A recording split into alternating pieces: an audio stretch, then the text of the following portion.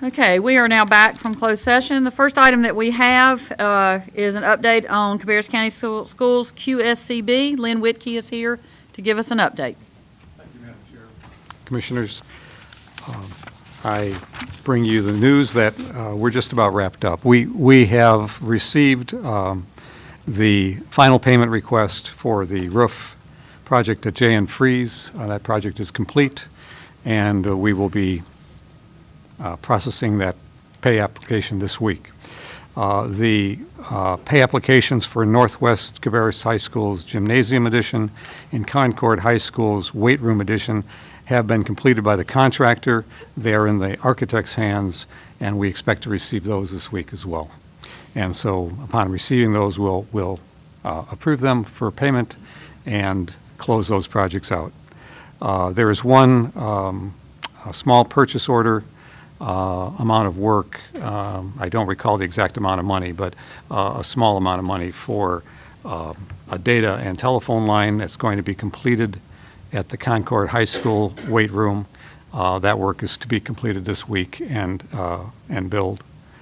And the only other one that we're waiting for, and I'm told it's in the mail, is the final payment application for the boiler project at Mount Pleasant High School. So, to my knowledge, we either have or will have within the next few days all of the final applications for all the major parts of the projects. And once that's done, of course, we'll process those and look to the county to pay our bills. But the remaining work, there's a few dollars in Concord's weight room that we're looking to purchase some office equipment for the coaches' room in that building, and I believe that's pretty much all we have left to do. So it's pretty well wrapped up. The difficulty has been that when sales tax monies come back, we have to quickly figure out a way to spend that, and that's part of what we're doing at Concord High School is trying to take care of that bounce back of funds. So. Well, so come on. Can you refresh my memory? The deadline for all funds to be expended is? I've been using April 1st, but Pam, do you want to speak to that point? It's either the 14th or 15th, but our goal is the 31st. And that's to literally have paid every single bill so that the only thing you have left in a folder is some paperwork. And I believe with Ms. Farrington that they think there's $20 left on a budget revision that might be on this agenda also. $30. Yeah. $30 left 30, that you might want to add to your $4,900. Okay. But I understand where you're coming from. But yeah, that's we're just trying to make that goal to get by the 31st, just in case something else comes up. If we can draw all that money down, we wouldn't be hit with another interest earnings to have fun trying to spend $4. And I thought that the deadline that had been set was either March 31st or April 1st. I just wanted to make sure if if my memory was correct. That's what we're working towards. Okay, commissioners, any questions concerning this update? Okay, thank you very much. Thank you, ma'am. Next, we welcome Donna Carpenter with the CVB. And you have some other staff members here. If you will introduce all of them, Sure. And if they don't need to come up, that's fine. I have with me Mike Applegate. Mike is our Senior VP of Sales and Services, and John Mills, who is our Executive Vice President, and Michael Bonofsky, who is our Senior VP of Marketing and Communications. Hi. Thank you for the time and allowing us to appear before you today. Of course, we always like to say it's exciting when we come before you. We're not asking you for anything. We're just here to tell you some really good news. And we've been working on this project for several years and are excited to say that it is complete. We've been doing it in-house. This is our business website. And the web address, so that you can write it down, so you can explore on your own, is cabcocvb.com. And the purpose of this, unlike our regular leisure site that we ask the visitors to go to so they can figure out what there is to see and do in and around Cabarrus County, this site is dedicated to the organization, and it's about the organization. We created this for elected officials, local constituency that live here, media, and anyone who wants to understand our organization better, and because we're funded by visitor tax dollars, it's important for people to understand that we are a transparent organization and what we do with those monies, and that we're being good stewards of those monies. So I'm going to walk you just quickly through a couple little areas of this. The very homepage shows a little bit about who we are, what we do. This graphic that Mike is about to pull up, it's how visitors benefit a community. It's a great snapshot of how the visitor dollars actually trickle through the community and how they affect the local residents who live here in a positive manner. So that's a really cool thing that you can look at. The next one is who we are. This tab tells you about our mission and vision. It tells you about who our board members are, our structure, and how we're laid out. And then the next tab is what we do. And this tab includes our 2020 vision plan. And it's kind of fun to see that this is of course, a photoshopped picture, but when you're talking about the vision and what are we going to be in the future, this could potentially be a reality one day with a monorail system of some sort coming down the boulevard, connecting our community together. So you're more than welcome to go and read about that. We also have a research button, and this is a great graph showing the growth starting from 1991 to 2012, which is where we have our statistics through. And this is revenues in millions. So you can kind of see the growth pattern of the tourism industry here in Cabarrus County, that even through a rough economy, we didn't really dip. We just kind of leveled off a little bit and then took back off again. So something to be very, very proud of. I won't burden you and keep you any longer on our, there is one more button, sorry about that, the press room. This is a great button for the media. If they want to come in and look at the site, they're welcome to do that. It has all of our press releases. It's got a media gallery, so anyone, not just media, anyone can go to this media gallery, and we get requests every day for people who are writing stories that want a photo, a visual to go with that. And these are all the photos that we own, and we allow them to use those. Of course, they have to fill out a request, and we have to know what they're going to be using them for, but they are available for people to use. So we hope that you spend some time and go through and look at the site. We're very proud of it. The Destination Marketing Association International actually reached out to us after we sent the press release out about it and asked us if they could use this website as an example on some of their literature, as an example of, a CVB that actually understands the purpose of being relevant and transparent in their community. So if you have any questions about it, I'd be happy to answer those. And I also wanted to show you all, this is hot off the press. This is some of the marketing materials that we do. It's a really cute piece of collateral that we use as a media kit. And if you look, it looks like the hood of a car. And when you open it up, our media kit is actually right here on the jump drive that's on the inside.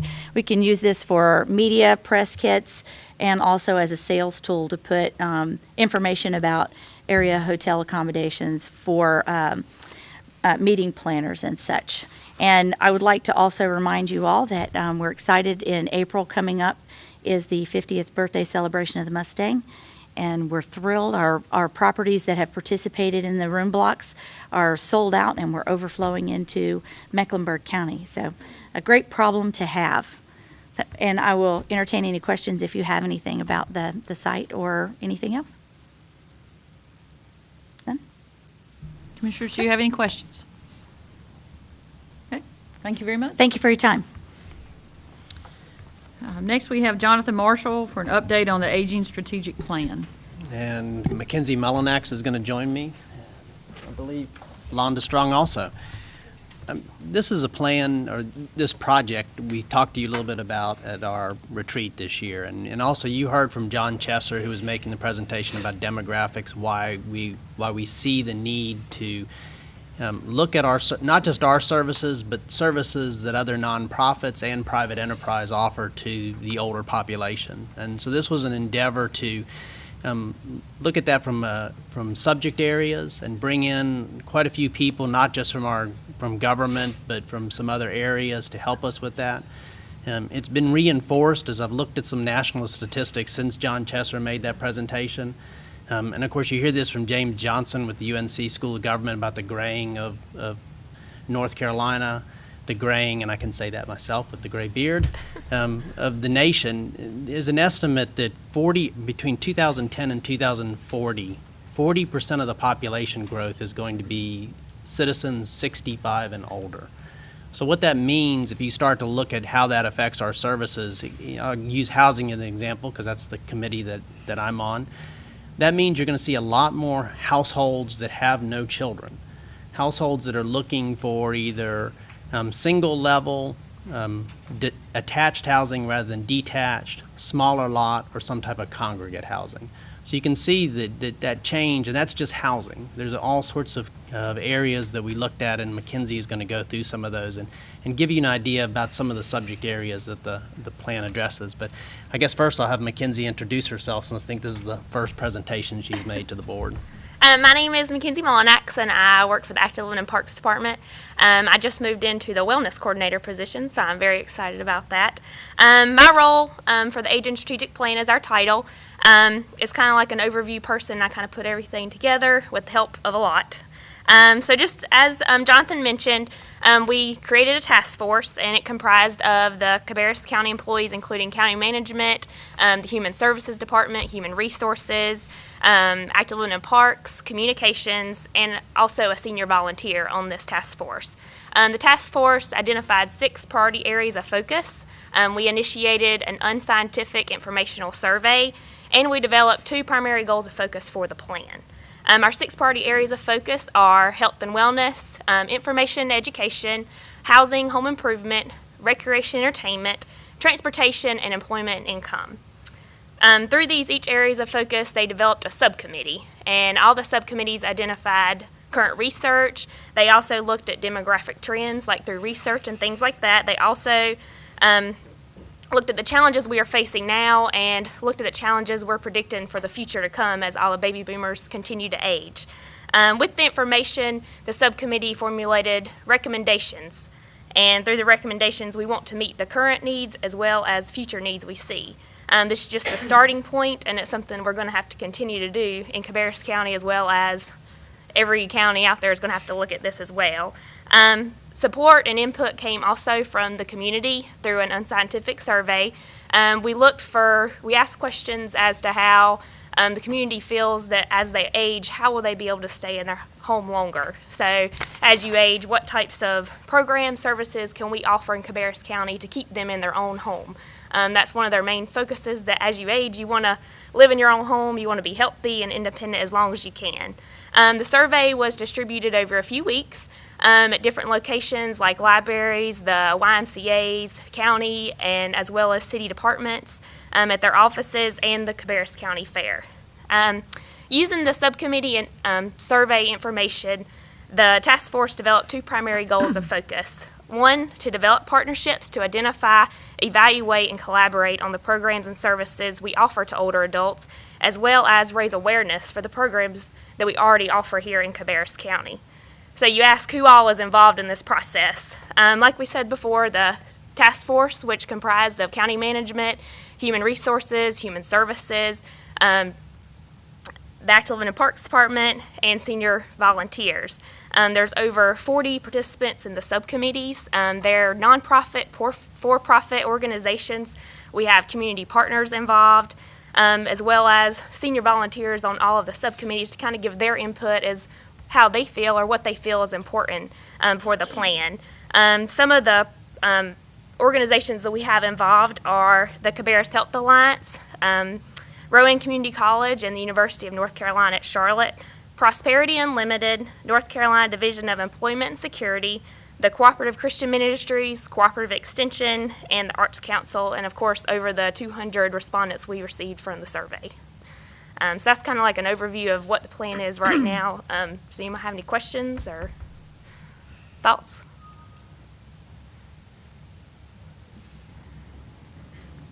Commissioner Burridge, did you respond to the survey? I know, I understand that, but you're the liaison, so I thought maybe you had seen it. Is instead of going out there asking them what they want, we need to go find out what they need, because we can't raise taxes enough to give them everything they need or everything they want. I trust that you will help us with that decision. Thank you. Okay, if there's no other questions, thank you very much. Do you want to I add? had one thing that I wanted to add, is that Mackenzie is our newest staff member, actually, been on board maybe a year and a half, I guess, and we tasked her with this project, and she has done an excellent job of trying to keep everybody on task. That's probably her hardest part, is making all of us do what we're supposed to be getting done for her, but I did want to let you all know what a great job she has done in this role. Well, thank you. So a draft of this plan will be distributed to you at your regular meeting as just a report, not for discussion at your regular meeting, and then we'll come back before you in April at your work session and regular meeting to answer any other questions you have and get some input from you. And I presume that when it's given to us at our regular meeting, it will be put on the website for others to see. It will be, yes. Thank you very much. Thank you. Next, Kyle Billifer. Talk about the old jail demolition and courthouse annex renovations project update. There's definitely been a lot of demolition going on. This is just an update. I'd given you one a few months ago. Basically, we're holding off on the site work. It was actually supposed to start today, so that would be the parking lot. Obviously, weather conditions are kind of holding us off. We'll still meet the deadline of getting all the conduit in the ground that we've got to be able to complete the loop between the GC, the courthouse, and the sheriff's admin, and also to run the electrical conduit out from the city's transformer out to the area by the historic courthouse where they plug in for their downtown events. That panel had to be taken down when the tree was taken down. So we'll still meet all that, although this weather is going to probably push us back a few weeks on what's going on with the parking lot. In terms of the interior renovations, we have started hanging drywall in the basement. We will not start anything on the second or first floor until the roof is in good shape, obviously, until our exterior envelope can handle putting the drywall in. The contractor doesn't want to take a risk of losing any of the drywall they put up at their cost. So anyways, that's where we are on that. We've made a lot of progress with some of the plumbing isolation valves that we've put into the courthouse, and obviously that is so that we can start making repairs on any of the 45 restrooms that exist in the courthouse that have plumbing from the 70s in them and are consistently rusting out and causing floods. So that was part of this project, was to be able to put those in place so we could start to make those changes. So we've got a lot going on over there. It's just you don't see a lot of it in the site work of the parking lot. The demolition contract is completely completed. We are just waiting. All the punch list items have been completed. We're just waiting for the final bill. So we'll now just be working with two contractors, the roofing contractor and the actual renovations general contractor. Any questions? To note, since everybody keeps asking me, we're still looking at the end of June or the beginning of July for opening, since that seems to be the popular question. Okay. Thank you. Thank you very much. Ben Rose? There you are. Review of food and nutrition categorical eligibility. If you will introduce everybody with you, please. Good afternoon. This is Trish Baker and Diane Gridley. You probably recognize them from the last few meetings. So, thank you for this time to come talk to you a little bit this afternoon about categorical eligibility. Commissioner Osterreich had talked about this issue last month and wanted to get this on the agenda. Our purpose and goal today was to try to just present you briefly kind of a little update or a history of how we got to this point. And Trish and Diane may talk a little bit about policy. Then you can take that information and decide which direction you'd like to go in terms of any communications to the state. regarding this issue. I'm going to pass out, if I can, and I'm sorry I didn't get these into your packet, but this is a fact sheet. If you can take one of those, that kind of gives you a little bit of a summary regarding categorical eligibility. And in addition to that, I'm going to pass out something. I believe this was from the USDA site, if I'm not mistaken, that shows, I have about 8 copies of that. So this shows what the states are doing in regards to categorical eligibility. Basically, categorical eligibility, when we talk about that in the context of food and nutrition program, it talks about deeming certain people automatically eligible for food stamps based on a classification they have or their category. It could be receiving work first assistance. It could, oh, thank you, I was looking for that. It could be receiving TANF cash assistance, work first employment, Social Security, supplemental SSI income. And what categorical eligibility does is it allows a state to basically loosen their eligibility guidelines for food stamps. That's done in a couple of ways. The biggest way that we've had discussions about already a little bit is the asset test. It basically removes the asset test from the food stamps program. In addition to that, it looks at the income limits that we have. Traditionally, food stamps has been anywhere from 100%, I think, maybe up to 130% or less of terms of poverty in terms of the income guideline. When the state implemented categorical eligibility, and as you can see, this is one of the sheets here where you can see all the various states and what they've done. We went up to 200% for income. So that definitely increased the amount of gross income that a household could have to potentially qualify for food and nutrition. I talked to the state probably a couple weeks ago to get a little more information about why they went to this classification in 2010. It's been available as an option for years. And it's basically, I talked to Dean Simpson with the Division of Social Services, and she said the decision, and I did not even realize this because I really thought this was a decision of the governors, but it was actually a decision at their departmental level to do this because federal policy under USDA allows the state to choose this option to go to categorical eligibility. And she said the 2 primary reasons that it was done was, number one was the economy. Back in 2010, if you recall, our economic situation was tough. And we had an unemployment rate of over 10% in the state of North Carolina, and definitely here in Cabarrus County as well. She stated the other reason, and Diane had talked a little bit about this last month, was the streamlining of the processing of applications. That by removing the asset test, it would make processing applications easier. There would be less verifications that would have to be done by counties. So that was basically the reason that Dean said that the state decided to do that as an option. In addition to that, she did note that the USDA was strongly promoting that the state go to this process.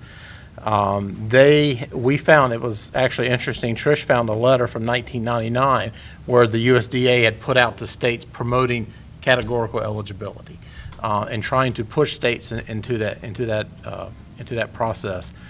Right now, as far as we can tell, there are 43 states that basically have implemented this in some form or manner. As you can see again by this sheet that you've handed here, every state's a little different in how they do it. The income guidelines a little different. Some are still use 130%, some are at 150%, and then of course we're at 200%. But basically the USDA has really promoted this to the states. USDA is big into participation rate with food stamps. They want to ensure that everyone is getting food stamps that possibly can get them. In fact, we used to be measured on our participation rate in food stamps. They haven't done that in a while. But it was, are we penetrating the market to make sure that we're getting all potential eligible people on board? The other thing that Dean reported was, in the discussion I was having with her, is the impact that we've had with categorical eligibility. And her position was that food stamp caseloads go up an average of 5% every year, and that the removal of the asset test had really had minimal impact on eligibility. In fact, she had said that they had done a little study where they were studying cases, that after categorical eligibility, and said that it was like less than 1% would have been impacted by the asset test. And I noticed I was reading a GOA study that kind of implied the same aspect, that the asset test and categorical eligibility in general was not really having a huge impact on the caseload size. I think the GOA study quoted 2.6% increase. Well, that got me to thinking, because asset tests and income tests, those two things combined, I really did believe had an impact on our caseload. So we did a little research and found something that was interesting. January of 2010, now that was at the time when the economy was in bad shape, and Chris was on our board. He remembers a lot of discussions there. We had 8,891 households, according to the state data. I didn't pull our data, I just went with the state data, that were receiving food and nutrition services. July of 2010, categorical eligibility is implemented. So we start the new way of getting people processed with food stamps, no asset test, higher income limit. December of 2010, we had 10,801 households receiving food stamps, which is an 18% increase in 1 year. So I do believe there has been impact to this, whether it's from the asset test or whether it's from the income test and a combination of other things. I think this has definitely helped expand our caseload size. Now, the argument on the flip side of that, again, goes to the efficiency and administration of the program. It definitely has, Trish has pointed out too, that in January of 2010, we had a 13.2% unemployment rate, so that was probably at the peak when we had, and we were definitely seeing increases just from that, no doubt. But we've definitely, there's no doubt that it definitely streamlines the process. When you have an asset test of $2,000 and you have to go verify those resources, that creates added work. When you don't have to worry about that, there's no doubt it's easier to process a case. But then we've argued internally, the flip side of that is the volume. So it's kind of like, it's a trade-off. And there's pros and cons. Like with any policy, there's pros and cons with this, no doubt. Another thing that Diane had noted earlier too, before I let them talk a little bit about policy and what it looks like, is that when we did this, it definitely brought out more people to apply. I think there was, again, a push in 2010 that probably brought people in to apply, and some of those were probably qualifying even under the old rules. But it's definitely something I think we have seen that has impacted our caseload size. When you go 2,000 cases in a year, that's probably one of the biggest increases we've ever seen. At this point in time, we float around the 11,500 to 12,000 caseload size, so we're still up there as well too. Now the economy has improved a little bit, so we've seen some stabilization. There's no doubt, but it definitely has had an impact, I believe, in our caseload size. So the pros and cons. There's again, the pros are the administrative side of it, but the cons is that the perception issue that people may qualify for food stamps that may not, need them as much or have assets or money in the bank. That's definitely, a perception issue that exists. I think another point too that's interesting is that as the economy has stabilized and we've seen the role stabilize a little bit, the work has not necessarily gotten a lot easier in terms of the food and nutrition program. So, and there is potentially some, and Trish is still researching this, but the new Farm Bill potentially has some restrictions on categorical eligibility that may be coming forth. We're still trying to learn that and get that, because if you recall, the Farm Bill did cut the program a little bit. There's a reduction in overall benefits. And the benefits that go to people that qualify under categorical eligibility are lower in there's not been a huge program cost, because a lot of these households that are receiving in here may be getting like $80 to $100 a month in food and nutrition benefits, where the lower income are getting a little higher allotment. I was going to let Diane and Trish talk a little bit to you just about what it looks like in terms of kind of give you an illustration of how this policy works, what it looks like, and then we'll be happy to try to answer any questions that we can. I think what the categorical eligibility policy has allowed, it's for those individuals that have income now at the 130% or above, it's allowed us to look at those households, whereas before, once their income exceeded that amount, they were not eligible for the program. Now, when their income does exceed 130%, it allows us to look at their income, and now it allows us access to their deductions. So although they may not still qualify for the program, because we still have to do the same calculations, we still have to do budgets, it's not an automatic eligibility for them. We're still going to look at their income, and now we're going to have access to their deductions, and we're going to still determine their eligibility. But it gives them an opportunity to now be found eligible or ineligible based on the situation for their household. So we're able to at least take into consideration their child care deductions, their shelter and utilities, whereas before, if they had income just $1 over that 130% amount, they were found ineligible for the program. So it just gives us an opportunity to look at those households.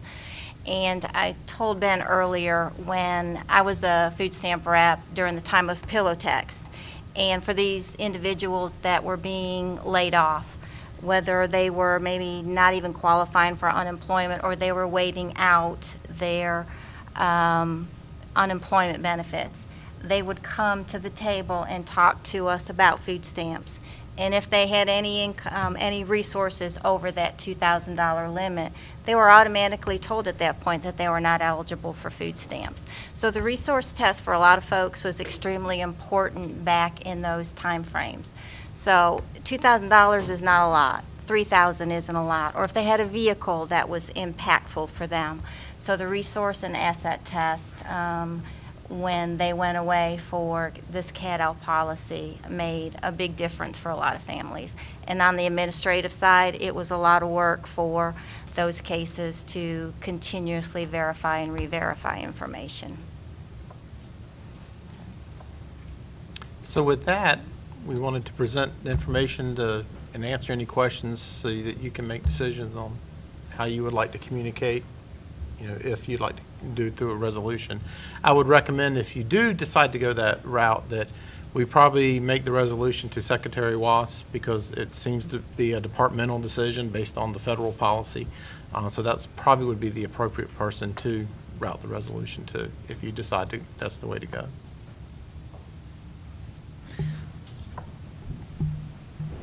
Commissioners, any comments? I just have a couple questions. To get the overall picture, and I know I've heard some of these numbers in our Human Services Board meetings and previously the DSS board meetings. You said, currently there's around 11,000 cases. What does that equate to? How many people in Cabarrus County? About 22,000. 22,000, okay. That's in Cabarrus County. All right. And I think it's important to note that we have about 180,000 population in the county. And how much, I know that it's not local funding, or not, certainly we do pay for part of the administrative staff, Right. But how much money are we talking about each year or each month for these benefits that's coming? We're issuing about $3 million, just over $3 million a month in food stamp benefits to the families, which is a little over $36 million a year. And that's the benefit side of it, the actual purchase power. Right. Yeah, that's just the benefit. Do we have any idea of what it cost us administratively? We could get that, but we did not bring that. Okay. That's all the questions I have. These benefits are administered through our Economic Services Department. We had talked some about this at our meeting, and we had talked about the trade-off, which is streamlining the process could potentially make it easier to go through and administer these benefits. Mm-hmm. But when you add that volume, it could take away that benefit. Would you say that when you had the asset test, when people came to you and asked you about food stamps, they would self-select out. So if they knew that there was an asset test and they knew that they were ineligible, that some of them would not apply for it and make you go through and verify because they knew that they were ineligible?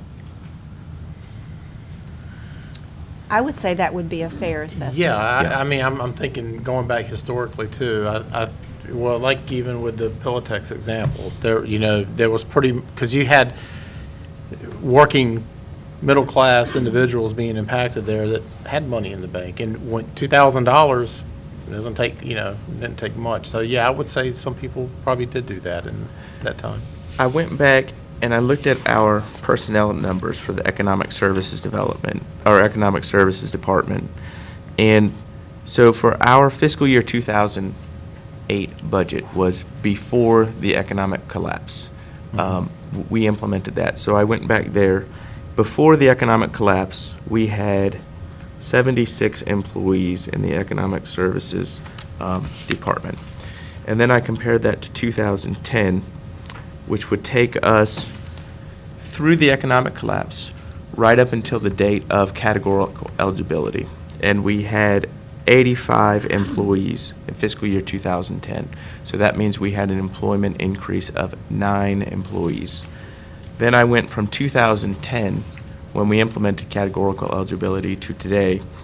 And today we have 115 employees. So after categorical eligibility, we have increased 24 employees. And really from the start of the economic collapse until we got rid of the asset test, we had only increased by 9. So we've almost gone up by 3 times the number of employees in that time period. Let me speak to that, because we have increased because of work volume, but we also reorganized, and my division took over the mailroom, front desk, and switchboard. So you're seeing 8 or 9 people added to the budget because of that. So that was a reorganization. Okay. And then last year, we took on the daycare program, and again, due to reorganization, so streamlining, they were brought into economic services. We actually reduced several staff because they were brought in, and that was 5 staff plus a supervisor. So we may not have increased as much just because of that. So I wanted you to get the whole picture. And that's true, but we did request 19 positions last year as well, too, based on part of the volume. Right. So I think it has had and part of the issues, I think, with the backlog that we've had has been this is a human capital business. It takes people to take those applications and process them, and I think there's no doubt the volume increase when you go we're just talking about food stamps. Medicaid has grown too, but when you see 2,000 in 1 year of households or cases, that 2,000 cases in theory is probably, if you really want to be efficient, it's probably 6 to 7 workers just for that 1 year. Well, and even reducing it by the 8 or 9 people plus the 6, that takes you down to about 15 or about 15. And if you think about really from the beginning of the economic collapse to the peak of the economic collapse, we added 9. And as we recovered from that, we've added 15, almost double.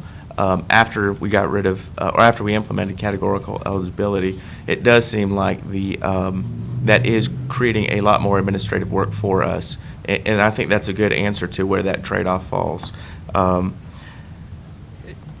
would also make this comment just generally. I think as a government, we do a tremendous disservice to people by pushing them into these. You had mentioned that we try to get everybody that's eligible for food stamps on food stamps, that is a USDA goal. And one of the reasons that when we originally had this conversation, this piqued my interest, is I remember seeing a novella that was put out by the USDA where this lady was self-sufficient. She was happy to be self-sufficient, and not everybody can be, but she was working hard to be self-sufficient, and they continued to push her into food stamps, and it was how great food stamps are for you. And I think we do a disservice for people that can be self-sufficient to push them onto government dependence. I don't think that's helpful. I think that should be something that we're all very concerned about, whether it creates more or less work for us. The USDA actually, I think it was in the early 2000s, actually had a national campaign. You may recall seeing commercials for the food nutrition program, or back then it was the food stamp program. And that part of that was that participation rate goal that they had set.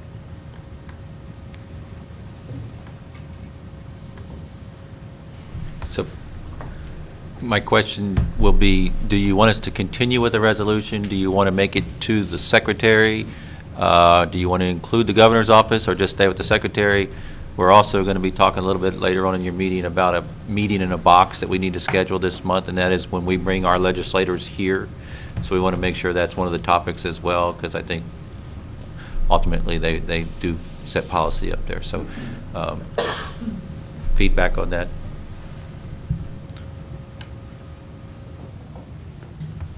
I think that we ought to bring it up with our legislative delegation.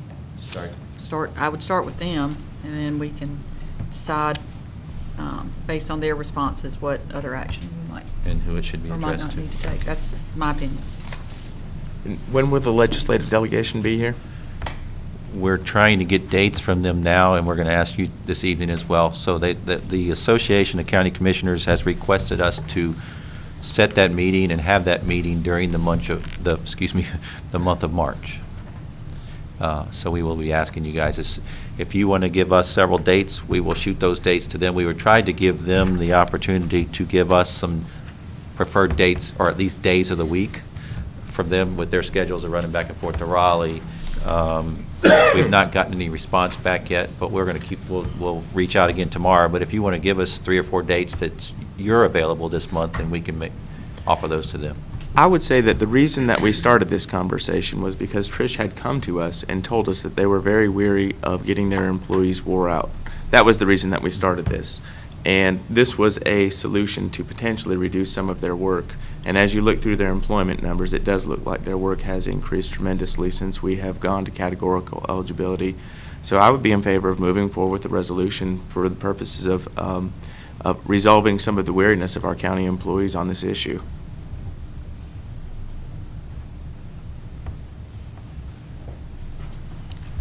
Commissioner Burge or Commissioner Morris, you haven't spoken on this particular topic. Do you have any comments or thoughts at this time? I would agree with what you had said about talking with our legislative delegation and getting some feedback from them, and then base our decision as to how we would like to proceed on what kind of input we get from those folks. I think that might be more effective. Need to send it to the federal government. They don't want to send out the money. This part here, Larry, though, is the part that affects our county and really costs us a tremendous amount of money. So, but the money comes from the federal government. The money for the administration of these programs comes 50% from us. I'm talking about the money that they're giving away, though, for food stamps. All comes from the federal government.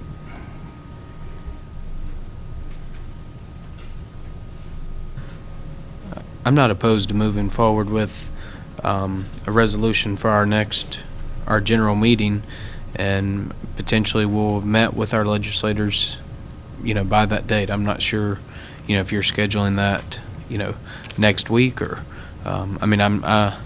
We will schedule it based on your Right. on your availability, Right. and then of course the legislators as well. So. Well, and, I'm flexible, with the meeting date, so I'm not opposed to moving forward with the resolution in addition to meeting with the legislators, and, we may, one or the other will come first, and I don't think that really has much of an impact on what we're doing. I don't have any problem with it. Y'all set the date and I'll be there.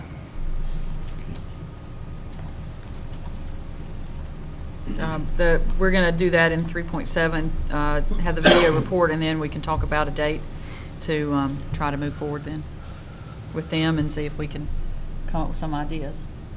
And, Thank you for bringing us all that information. We really appreciate it. It was good information, and I know it was a little bit of work for you to come up with, but it's helpful for us to have a good idea of how we can help you. We appreciate it. Thank you. Thank you.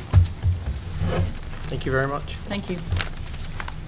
Okay, the next item we have is a request from Dr. Spalding, who was here, concerning the cosmetology program at Rowan Cabarrus Community College.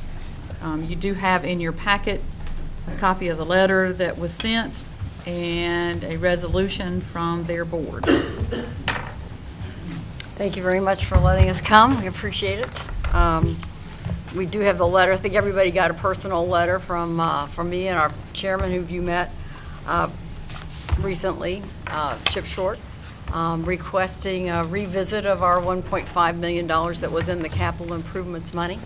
And I've had some conversations that were promising with some of you. So we're here to discuss it because our chairman has graciously allowed it to be on the agenda. So we're here to answer questions or petition, but I think the new news is that last Monday, our board passed a unanimous resolution on this issue because they wanted to let you know that we're very much in favor of proceeding with our cosmetology move. And so we need your support, and we're here to ask for that. We also brought you copies of our annual report, which was just produced on Friday. So we'd like for you to see the holistic work of the college, and we'll leave those with you as well. So I can go into the spiel if you'd like to hear it. I just don't know how much time you want to spend. And This I think was at our seats. I'm not. That was I think I know what this is. But right. I We just wanna make were sure. told that we had some questions about how much space each program uses currently and how much space we would need in the future. We've got that level of detail. I don't know. We didn't have a schematic per se. We're working to try and resolve all those issues and make this work with our timeline. And so we've been a little bit put off because of the possibility of not being able to invest the money in the renovation.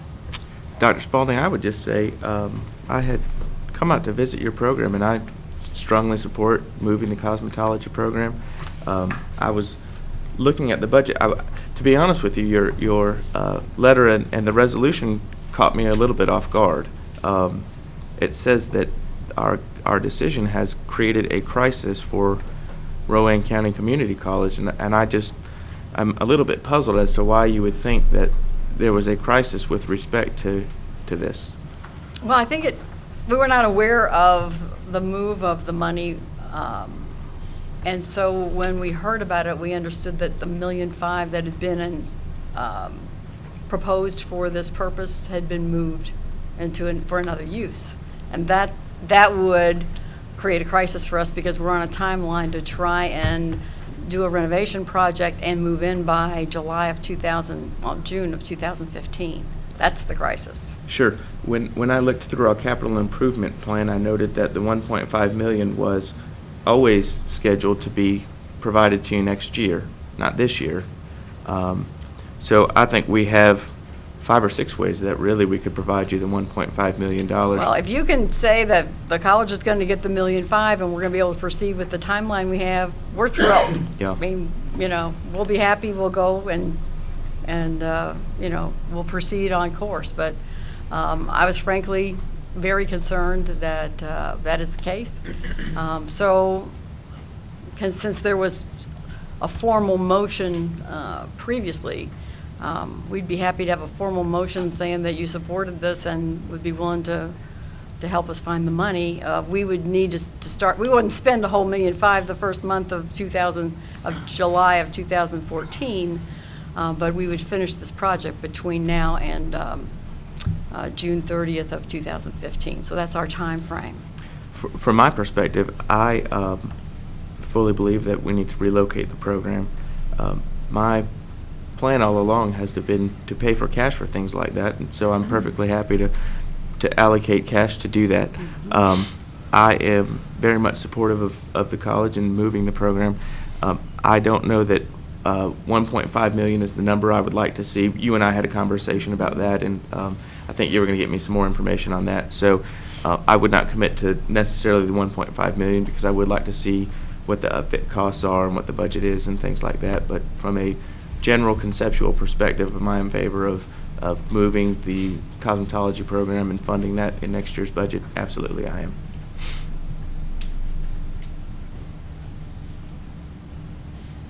Okay. Anybody else have any questions, any information that you need? What is the rental cost?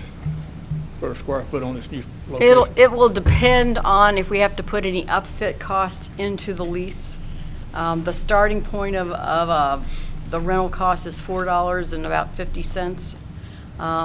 If the more money we put into the upfit, the less money we'll have, that lease payment will have to go up. Do you So- think you'll have to put it into the upfit for the, Probably so.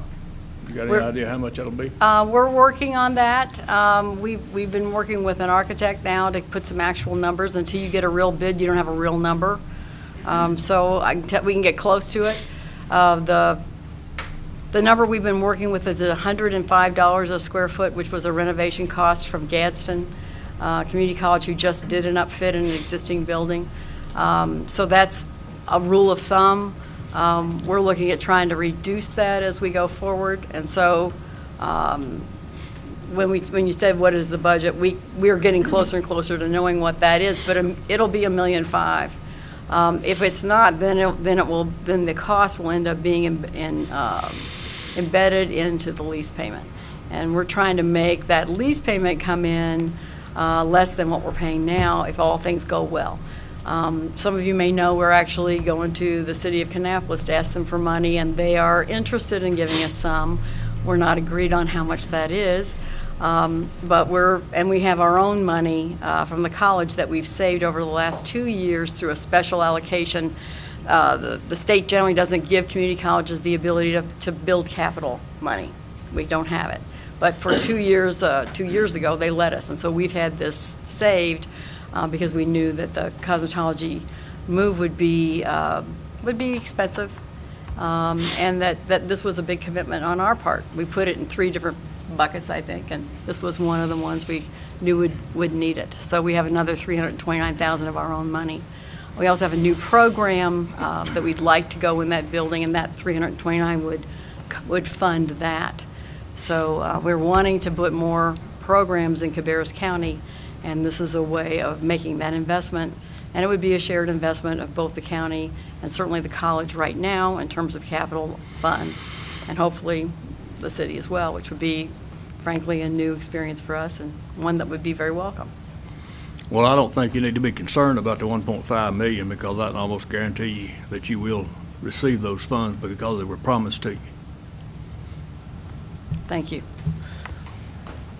I will just say, in regards to this sheet, I'm the one that requested this information as far as what square footage you had and what you were looking forward in the future. And as I see it, you have just right under 20,000 square feet, I guess, between the 3 programs, and I believe you're looking at 28,000 for a new spot. So that's where I want to get more information on that, and I'll have future conversations with you about that. But yeah, I don't think that there's been any confusion that the commission board doesn't support moving the cosmetology school. And I apologize if there's information out there that tells you otherwise, because we I've been on the commission board going on over 3 years now, and this has always been a topic of discussion. I don't think any of the commissioners has had any problems with it. I think the confusion falls back to the actions of this board by moving our surplus funds into our capital reserve fund. And basically all we were doing is following the policy that we had put forth as a commission board in the past of moving the surplus funds. So we didn't do anything that, as what our policy stated. So I think that's where the confusion, we're still sitting on,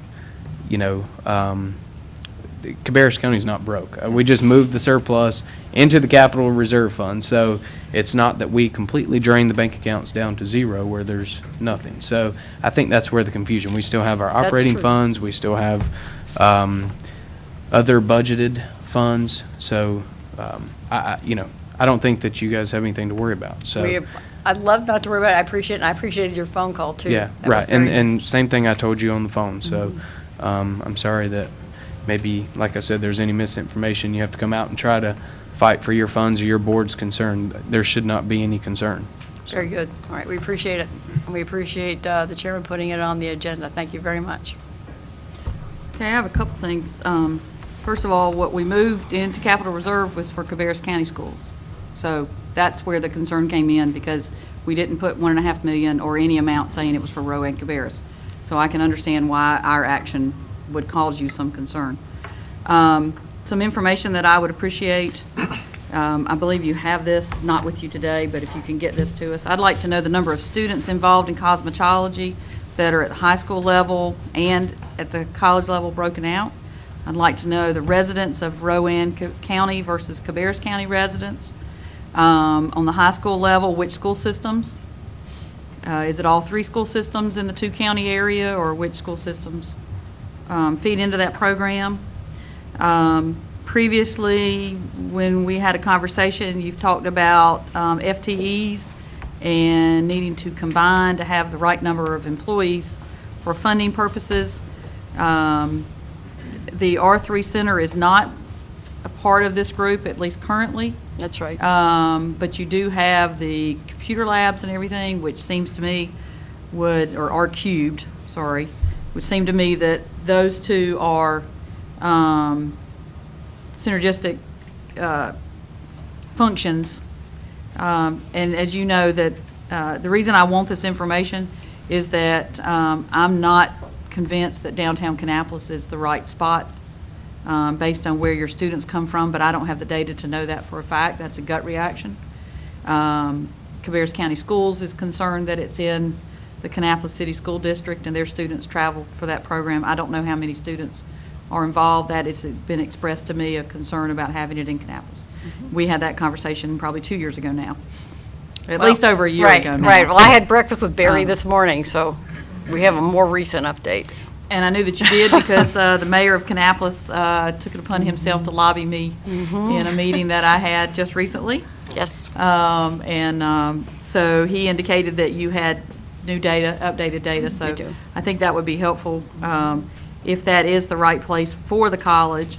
I most definitely support the programs that you offer. I do think combining R cubed makes sense, and that helps you with your FTEs. I think it's great if the city of Kannapolis is willing to chip in money, because I'm not going to turn down money from somebody else. But who's to say the city of Concord would not be willing to chip in money also? So that would be the question as far as the location goes. Right, we need to resolve that fairly shortly so we can have everything else done. So we'll proceed on that. We already have the information I think you need. What you have are people who go to A.L. Brown that are both Rowan and so that's the one we have to now drill down on and figure out exactly where they're coming from. But we have all of that information. In fact, the mayor of Kannapolis asked for it, so. The mayor indicated to me that you would share that That's information right, with we him, certainly so will. therefore I don't mind calling him out on Not that. at all. since, Not he at took all. He took the opportunity to lobby with me, so that's why I felt like the information was fairly easy for you to get. Sometime in the next week, if you could get it, so we could look at it prior to our. We'll send that to our next you meeting. unless you would like it on a formal meeting. which No, I- you can send it to us. Okay. I'm perfectly fine if you just email it to Megan, and Megan can I'll send it to us. I'll take care of that. Or you can email it directly. It's whichever way works better for you. Very good. We did not have this on for any particular action in March, but because of your request, I did think it was important for you to come forward and to be able to receive some formal public response. I really from the appreciate that. commissioners. Yes, and thank you very much for your time and support. It's always appreciated. Thank you. Thank you very much.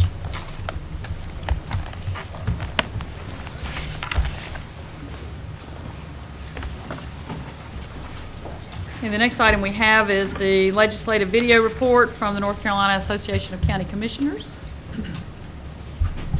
This is occasionally the association, your association, sends out promotional videos, either quarterly, sometimes annually.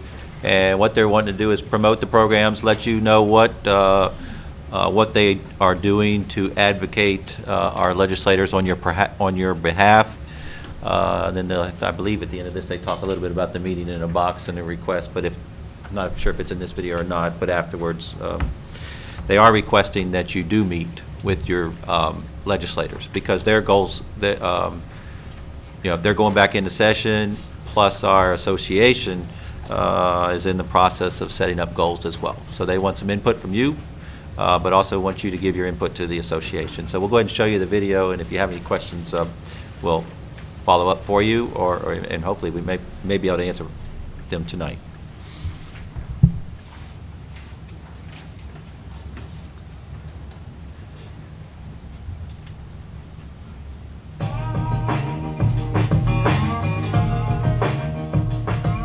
Hello, I'm Ray Jeffers, Vice Chairman of the Person County Board of Commissioners and President of the North Carolina Association of County Commissioners. As you know, state support for public school construction has been cut in recent years. That's why the NCACC Board of Directors voted in January to make restoring our full share of lottery proceeds as county's #1 legislative priority for this year. We need as much involvement as possible to help us achieve this goal. The legislature will return to Raleigh in May for the 2014 short session, and we must plan for it to be a very quick session. NCACC Government Relations Director Joanna Reese will explain why this issue is so important to counties, and Executive Director David Thompson will tell you how you can get involved. Together, we can make a difference. Thank you. Though May 14th may seem far away, it is time to start planning for the 2014 legislative short session.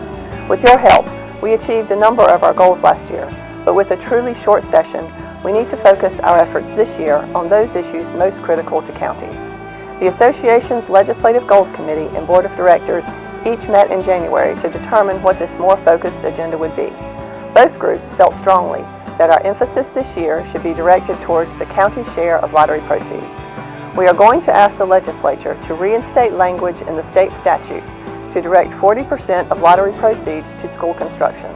That's how the original law was written, but this section was repealed in 2013. Without this expressed intent in the law, it is possible that future legislatures will not appropriate any lottery funds to counties for school construction needs. We will also ask that the state increase the lottery school construction appropriation over time until it reaches 40%, as we've seen a significant decrease in school construction funding over the past 4 years. While we will continue to monitor legislative activity and address other concerns that may arise, particularly where it concerns our priority goals, our primary focus will be on funds to meet the critical school construction needs facing so many of our counties. We will again count on your help to make our case with your local delegation and to tell your county's story. Our Executive Director, David Thompson, will outline how you can help us achieve your goals. Your association has developed a reputation of being a great partner with the state in finding solutions to complex problems.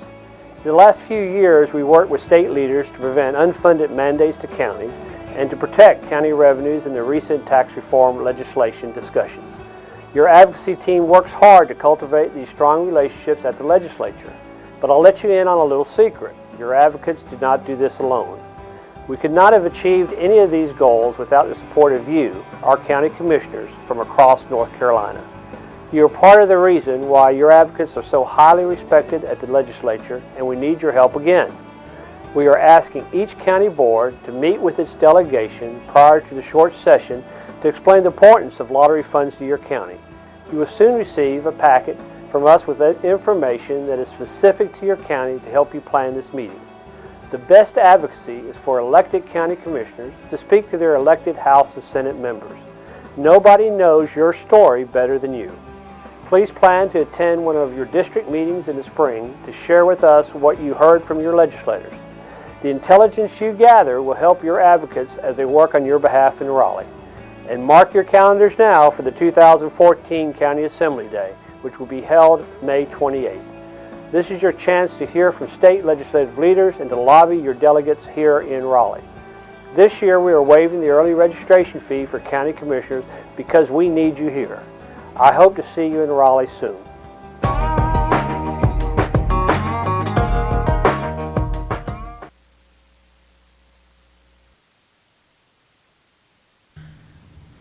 Okay, so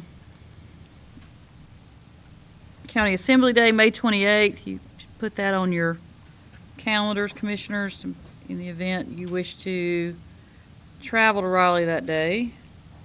That is a Wednesday. Busy day that day. And then, as I wrote down, the focus is lottery is the main focus of what they want us to talk about, or have you gotten the I've got them all written down. information? In the box. We'll start distributing that to you. Okay. If you can give us some dates. Sorry about that. Yeah. Last year, the year before last, well, when the lottery funds were first created, 40% of those proceeds were supposed to go to counties for school construction. Over the last several years, that 40% has decreased, or that amount has decreased to less than 40%. I think it was last year, I believe, that the legislature, not only have they reduced it, but in efforts to help with their situation, their financial situation, they've taken away the requirement for 40%. They didn't reduce, it was still, the funding levels is still at 100 million right now, but that's not 40%. However, they reduced it, they took away the language. And the association is concerned if you take away the language, you're already going below your what the policy says, but if you take away the language, it gives you the opportunity to just continue to cut into that, and that's what they're concerned about, and that's what they're going to be lobbying pretty heavy for us to bring back the language. Once you get the language, but also start going back and start increasing that budget, that capital budget, to get back up to the 40% as well. So there's two things they're pushing for. If there's anything else, again, when we have this meeting in a box, and again, it's a sit around the table like this with our legislators, it's our time to reinforce the goals that you sent. If you have any additional goals, such as the asset test and that type of thing, we can talk to them there, and then have them go back and talk to the rest of the legislators. But then also, we will record that discussion as far as, and then send that back to the Association of County Commissioners so that it can include that language into their discussions with those particular legislators as well. I would think that based on them going back and forth to Raleigh, that Mondays and Fridays, I think that's what we talked about right at the beginning of the meeting, would probably be better for them than something midweek. I don't know that for a fact, but I would kind of think that.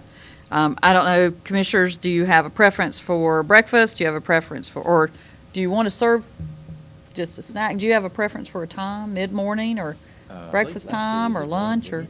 Yeah, mid-morning, we did one, I think it was 9 or 10 o'clock last year. Okay. And it was coffee and juice and that type of stuff, just to create a casual environment and just give an opportunity for them to tell us what's going on and what are their thoughts moving into this this session, as well as taking your input as well.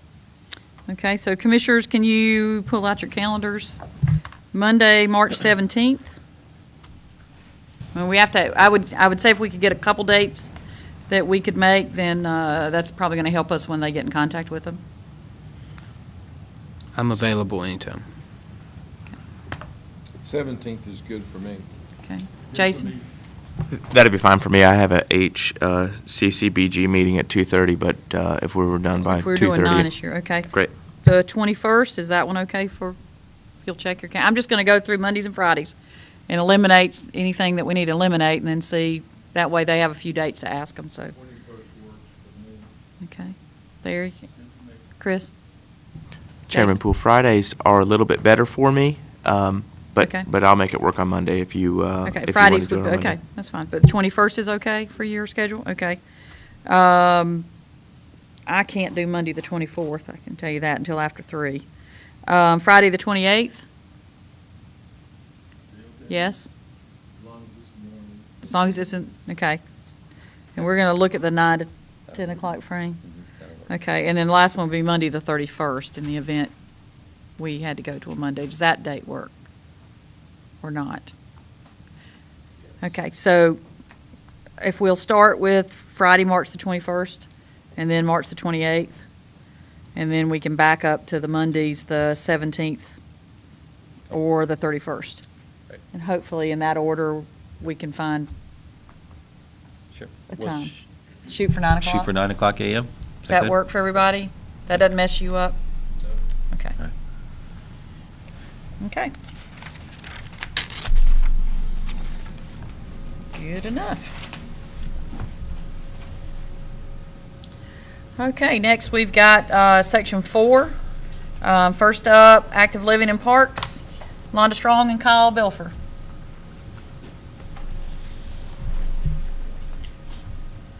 If they don't recess, we have to call an emergency meeting.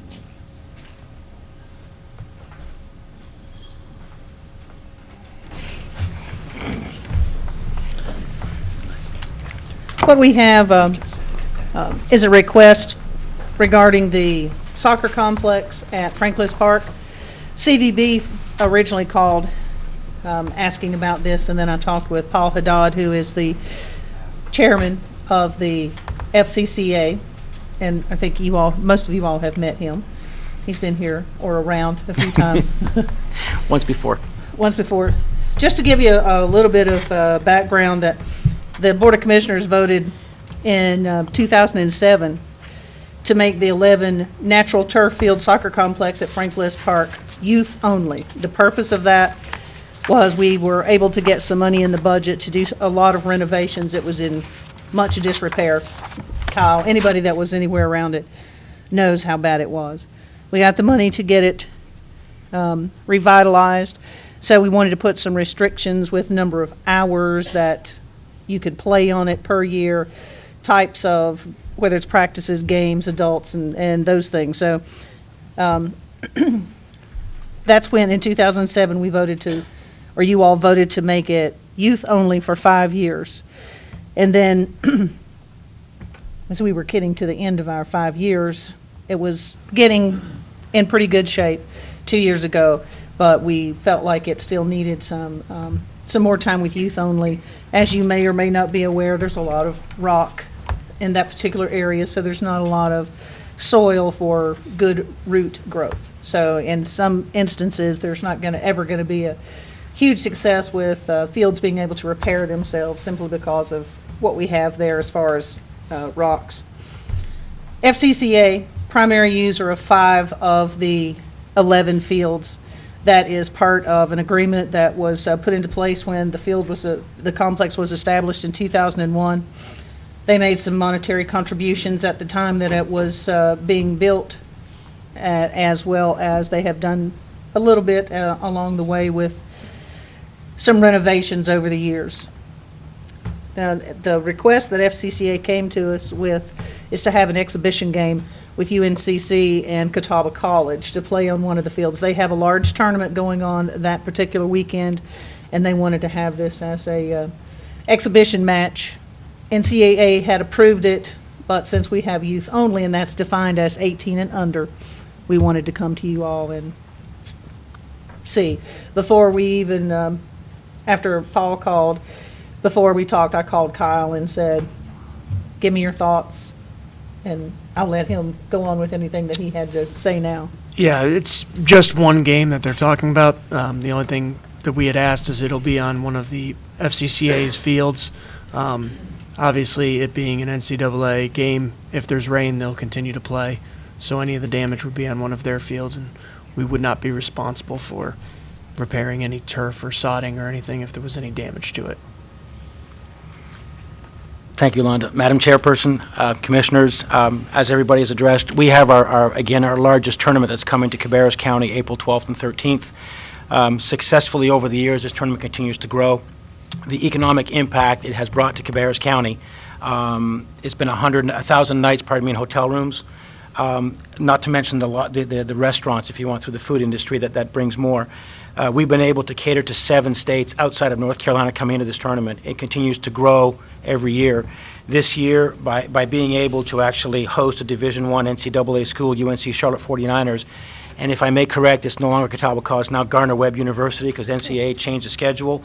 This could only add or enhance to Cabarrus County.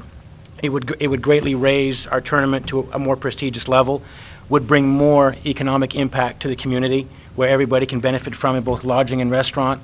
It would also help, what I like to say the term is sell the benefits of the Active Living and Parks, did I say it right? Active Living and Parks facility that we currently use, otherwise known as FLP, or Franklin Park. There's a lot of other facilities within that entire Franklin Park that can be brought out to people, being the putt-putt golf or the duck pond, that we want to expose to everybody else to use and let them know what the county's all about. With the help of the Cabarrus Visitors Bureau, Michael Applegate, we've been able to try to bring as much as we can into the community to help the county out. This is another way that we want to be able to expose our children that play soccer, as well as many others within the state of North Carolina and outside, what we're all about, and try to bring more revenue to the community. What we are asking tonight is because we're such a crunch timeline, we've got to go back to NCAA and get them to bless this because we're so late in the schedule. I would ask if the commissioners, Madam Commissioner and the commissioners, Madam Chair, pardon me, and the commissioners, if you could look to vote in favor so we can get back to them this evening or first thing tomorrow morning to make this an event that we could all reap the benefits and be able to say it's another success of the community and build on it. It's a one-time thing that we're asking for right now. It's not going to become an ongoing every year. It's a win-win for everybody. So on that, I'll open up to any questions if anybody has, or comments or suggestions. Commissioners, any questions or comments that you'd like to make at this time? Larry? I make a motion, we allow them to use it. Well, we have to suspend the rules first, so can Well, you let's suspend hang them on then. one, can we get everybody to comment first? Yeah, go ahead. And then I'll call on you to make a motion. Okay. Steve? I think it's a great proposal, fully support it. Thank you, Mr. Appreciate you bringing that attention to Cabarrus County. Thank you, sir. I don't have a problem with this at all, and I do appreciate it. I'm not sure why is it that it's kind of late in the game to be coming with this request. Why didn't we get this last month or so? Good question, Mr. Commissioner. It did come up last month, but with the timeline and y'all's meeting, we had, when we looked at the policy, as Ms. Strong, as Londa indicated, that it had to go before the commissioners because of the actual policy Right. that you have, and we couldn't convene a special meeting. So we tried to get the communication out, and unfortunately, this was the quickest time we could get to you. Right. Things happen so quick in the soccer industry. Okay. And we haven't had any more issues in the park? We have not. Since the last It time? has been, there's been a lot of good cooperation. Okay. All right. Thank you. How many people do you think are going to be there for the match? It's a good question, because our tournament alone will probably yield close to 500-600 members going throughout the park itself throughout that day. We're probably anticipating close to maybe 300-400 people, not to mention what will stay over, because our final matches will end at 4 o'clock. Give some time to rest. We want to rope off the field to keep the public off the field and do a 6 p.m. kickoff and get people out of the park by 8:30 the latest. We anticipate probably maybe 400 to 500 people. Could be more. Okay. We're actually going to be talking with Mr. Gabriel about possibly a secondary concession stand. So again, added revenue to Cabarrus County and, of course, the facility itself. How are you going to handle the parking? Good question. There is overflow parking. We've been able to accommodate and adapt with a lot of the teams that come in. We promote the carpooling, and along with the overflow parking. So we have, I won't say parking attendants, but people respect the parking. We can actually park them in the lower fields in the back and along the fence line. It is going to be after the softball tournament, so there'll be more parking open up. We're going to keep them off the grass areas. We're going to respect the park rules and regulations that are already set in place, as we have in the past. We'll have additional staff there to assist with the parking. Are you going to do you have enough bleachers, or how are the spectators? Standing room only, ma'am. Standing room only? Standing room only. Okay. Yeah. And are they going to pay to come watch it, or it's just going to be whoever It's- wants to show up and see it? That is correct. Whoever wants to show up and come and see it. It's something we want to do for the community and bring more and more people into it to help promote the facility, but also let them know what soccer's all about within Cabarrus County. So it's a win-win for everyone. Okay. Those were the only questions that I had. Commissioner Burridge, do you want to make a motion to suspend the rules? Suspend the rules. Okay. Second. We have a motion and a second to suspend the rules. All those in favor say aye. Aye. Any opposed? Commissioner Burridge, do you want to make another motion? I make a motion that we let the soccer team at UNCC and Catawba College use the soccer fields at Frank List Park. It's not Gardner Catawba, Webb. it's Gardner Webb. Gardner Webb, sir. They changed it, yeah. Well, this says Catawba. It does. I'm just reading what's on the list. You want to allow a one-time One-time. usage for an exhibition match with 2 colleges in the area. Right. Second. We have a motion, we have a second. All those in favor say aye. Aye. Any opposed? Okay. There you go. Madam Chair, Commissioners, thank you very much. Thank you all. Okay, next we have Cabarrus Cooperative Extension. Robbie Furr's here. You have someone with you. Are you Michael? Yes. Okay, just want to make sure I had your name right. Welcome, thanks for coming. Thank you. Hi. Good evening, Commissioners. I'm going to turn the mic over to Michael Walker. He is the Vice President of the Cabarrus County Youth Council and wants to share with you a little bit of information about the Presidential Youth Council and the request that we're bringing before you this evening. I'll keep it short and sweet. Basically, what we want is for you all to approve this resolution, which it basically says you support the formation of a Presidential Youth Council, which would just be a council of youth ages 16 to 24 to advise the President of the United States on issues that afflict youth. And we would be using this resolution to try and get a similar resolution passed in the North Carolina General Assembly. And we're working on getting it passed in Congress now. And some key points to note about it are the members of it would be appointed half by Republican politicians, half by Democratic politicians. So it would be bipartisan, not swayed either way, and it would not add any additional funds to the federal deficit because it would be completely funded by private youth political organizations such as DoSomething.org or JSA. So we would just appreciate your support of this resolution. Okay, Commissioners, do you have any questions? Is there any other counties around the state or other states that are, I understand that this is a movement from around the country, is that correct? Yes, there have been some other state assemblies to pass the resolution, but this is actually going to be the first county to pass one, if you all support it. I appreciate it. Thanks for what the Cabarrus County Youth Council is doing. Did you say your name's Michael Walker? Yes. Yeah, Mr. Walker, I wanted to just tell you, I want to commend you on being involved. There are not very many people that are involved these days in what their government is up to, and I just want to take this opportunity to commend you and thank you for being a young person that cares enough about your community to sacrifice an evening and come and spend it with us and spend some real time working on creating this. I hope that you have a tremendous impact, and I just want to thank you. Thank you. Hey, Michael, I just need some clarification on this. The youth council that you hope to set up would be a State of North Carolina Youth Council or a Cabarrus County Presidential Youth Council? It would be a Presidential Youth Council for the President of the United States. Would it be members just from Cabarrus County or members from the entire state? It would be members from the entire state. They would be appointed by our representatives in Congress. Okay, so the idea would be that you are looking for the commissioner's support for you to ask the state legislators to actually create this. We would not be creating a presidential youth council. You're just asking for our support that our legislators would vote in favor of the creation. Is that right? Well, we're actually not going to be asking the legislatures to vote for creation. We're going to be pretty much asking them to do the same thing that I'm asking you to do, a resolution of support. It's just some of the representatives that I've been working with, like you all, to pass it first before they move it into the North Carolina General Assembly for their short session. Okay, are there other counties that youth are going to ask? Are we going to be the only county saying that we support this, or are there other counties across, there are 99 other counties besides us? Are there other counties that will be going to their legislative delegation? And there may be, but you all would definitely be the first. Do you want to make a chime point in? of clarification?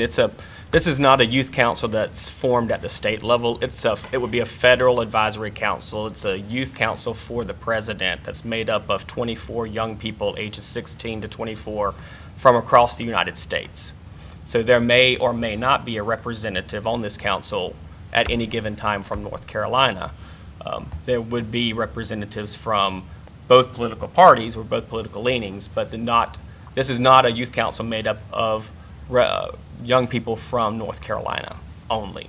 Okay, that's where I was confused. When I read this, why would the president appoint 4 council members from Cabarrus County or necessarily from North Carolina? So it was a little confusing when I read this. So somewhere, I don't know if that needs to be clarified in the resolution to say that it's when I read this, I don't read this as saying that it is a national presidential youth council, if that makes sense. Because it's coming to us, it read to me like, why are we taking the current youth council, and is the current youth council becoming a presidential council, or, how is it going to does that make sense, how it was going to go forward. And I don't think any of us have a problem with that, the establishment of that, but I just think that was a little confusing when I read this. To understand what you're asking for. I also think that if we are meeting with our legislative delegation, that would be something for us to mention to them at that time. You know, and we could very much try to send this to the North Carolina Association of County Commissioners for them to look at also and see, you know, what they think about it. But I was a bit confused as to what the purpose of the resolution, I guess. So basically, the way we have the national campaign set up, I'm the ambassador to the state of North Carolina to this campaign for a presidential youth council. And basically what it is we want to get support from you all first, and then use your support to get support in the North Carolina General Assembly, and then use that support, because once there are resolutions in the General Assembly, those do tend to be highly publicized and get national media attention, and use that support to get support in Congress, which would be the last step. They would actually be creating this Presidential Youth Council. I guess that when I look at the resolution on number 2 on the first page, it says recommends that the Presidential Youth Council be composed of 24 young people who, I would like to see inserted 24 young people from across the United States, so that it's very specific, that it's not a North Carolina issue or council or Cabarrus County council. I just think that would help me to understand that better. When I read this, like I said, I had some confusion in it, so I would like to add that to be put, I guess, at the end of number 2, composed of 24 young people across the United States. Okay. Because just like you said, there might, of the 24, obviously, doing the math, Someone's it's gonna pretty miss simple. out. Yes. There's a number of states, 26 states, that will not have a representative, and the District of Columbia, so there could be 27 areas. I mean, so that's why I just think that's important to quantify. So, Commissioners, does anybody else have any other questions about the resolution, anything specifically in the resolution? Okay. Thank you very much for coming tonight. Thank you. Thank you. Okay, next, Susan Farrington is here. This was alluded to earlier this evening. QSCB project ordinance update and related budget amendment. As we spoke earlier about the QSCABs, this coming down to the end, 3 years has passed by very quickly. There's $30 in interest income that we have not allocated to any one particular project that we need to be able to allocate to an expenditure account and update the project ordinance. So I have both those in front of you today. We chose the Northwest Gym project because that's the one that has the largest balance that we're trying to use right now, and the Kannapolis schools have completely finished their projects. So that was one of the, so $30 that we're updating for a budget amendment and the project ordinance. And the $30 is a result of sales tax? It's actually interest income earned on the funds for the past 3 years.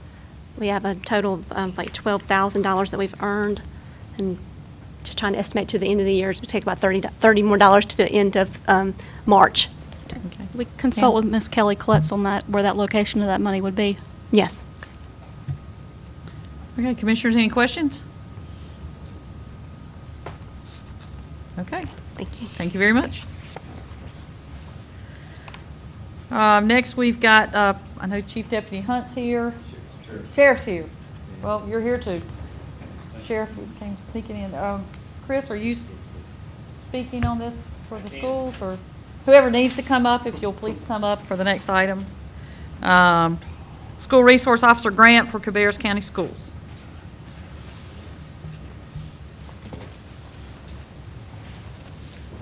Good afternoon. I apologize for not being with you at the last meeting, and I understand that you tabled it to get some, so we could get some more figures and some more information available to you and answer, give you some time to ask maybe even some more questions. And I think we have a lot more of that information. We've had a meeting since that time. I'll turn it over to Chris and let Chris tell you a little bit about, I'm not sure if the last meeting we had the third round of money that had came through. I can't remember or not, but. We didn't. We had applied. So I believe I told you guys at the last meeting that we got there were 3 rounds of funding in from the state, and we had 2 of those, and we would find out about the third round at the end of February. We did find out about that officially on Friday, and did receive the funding for the other officers. So at this point, we've been approved for 18 resource officers in Cabarrus County. 9 of those would be county officers, and 9 of those would be City of Concord. And I think I'll start out by giving you just a little bit of I think some of the questions you had last time is what would that cost look like? Naturally, they're covering salaries and wages until someone would find that they needed to take that out of a budget. Naturally, it's not a normal grant type, more like an appropriation unless someone decided that they would pull that out, and that's always a risk. But at the same time, I think that for the county, our finance folks sat down with Ann Wilson, the county finance folks, and made a determination over the next, just trying to give you some foresight into the next 6 years and 3 months, which we're counting the last 3 months of this year and then 6 years moving forward.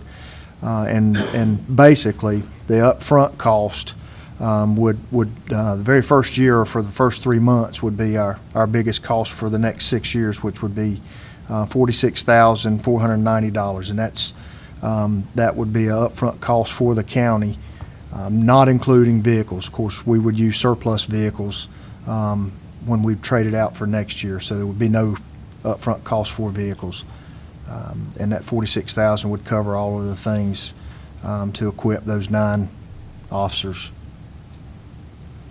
Moving forward in next year's budget. And of course, I think this is available to you if it's not in your packet, but then next year there would be a $13,000 revenue based from the same fees. And as you see, there has been a 2% increase each year that's anticipated, just to kind of show you what it could look like if there was a 2% increase for those 9 officers each year. And it will show you that in year FY17 would be the first time that we would be back to a deficit. I just thought that was important for you to see at least 6 years and 3 months out what that would look like over time. And I'll entertain any questions, or Chris as well. Commissioners, do you have questions? Is this a 6-year grant? No, it's a 2-year grant that ultimately started this year, even though you couldn't officially apply for it until October of this year, kind of the way the legislature works. But, and it's recurring money, so I think we may have explained last time, or somebody can explain here again, but it's part of the budget and recurring money unless someone came along and decided to remove that from the budget, which of course you can do for any item. And what would happen if they removed the money? Meaning? If the grant stopped, what would be Cabarrus County's position on this program if it no longer was funded through a grant? Well, that's something I know that we talked about with the sheriff. I think he may answer that as far as planning. Naturally, we'd be at a position where we'd come back here and say, hey, what do you want to do with this program? If you decided that you didn't see the necessity to fund that moving forward on your own at that point, then naturally we'd have to find new positions or use attrition to do something with those 9 positions. And is it a state grant or a federal grant? State. State grant. I note that you have a $306,000 contingency. What is the purpose of that? I'm not sure. I'd have to see the sheet that you're talking about. Okay, it's page 25 of ours. It looks like it's page number 4 of your budget, of your document. It's the budget revision where Ann was taking $46,000 from contingency to balance the budget revision. Okay, I got you. Will Royal Oaks be one of the 9 schools that gets an officer? Okay, that's great. I wanted to make sure about that. We actually would cover 10 schools because we'll cover Frankie Wall as well with the 9, but we will not put a person there full time. A.T. Allen officer would cover that because of the lack of number of students there. And I think Concord would be in the same boat. They'll have 9 officers covering 10 or 11 schools in the same capacity. But you're absolutely Royal Oaks certain. would have one assigned there full time. Okay, wonderful. Thank you, Sheriff. Appreciate it. So would this put a resource officer in every school in the system? We have 19, right now we have a resource officer at every high school except the early college because they're located on the campus of Rowan Cabarrus. Right. We have an officer at every middle school. and we have 19 elementary schools. This grant, along with the city portion of the grant, would give us 18 resource officers. So, as Sheriff was saying, they would actually share a little bit. We also have Long Preschool, which is in the city, and we have Mary Frances Wall, which is in the county, which are not elementary schools, but are preschools. And so that's what he's talking about with sharing the officer with that. But And so the city and the county would handle that the same way? Yes. Sharing, yeah, with those special. They obviously have to meet their city council, I think, next week. We're going over Right. that, but it appears it would be the same. Great. Thank you. Commissioner Osterreich, just to clarify, the contingency, this is the Board of Commissioners contingency, not the schools. Okay. All right. Chris? Larry? Okay, operating expenses for each year? I mean, you've got, for recurring, you've got salary and fringe, you've got uniforms and equipment. What about fuel for the vehicles? Yeah, Insurance for the vehicles? And you and Benita would have to, I don't know if y'all factored those things in. They factored in uniforms and things recurring over time, uniforms each year. I think it was, what, $400 per year for uniforms per year, and then 5 years on some of the equipment that would wear over time, and just try to factor that in, but I'm not sure about the.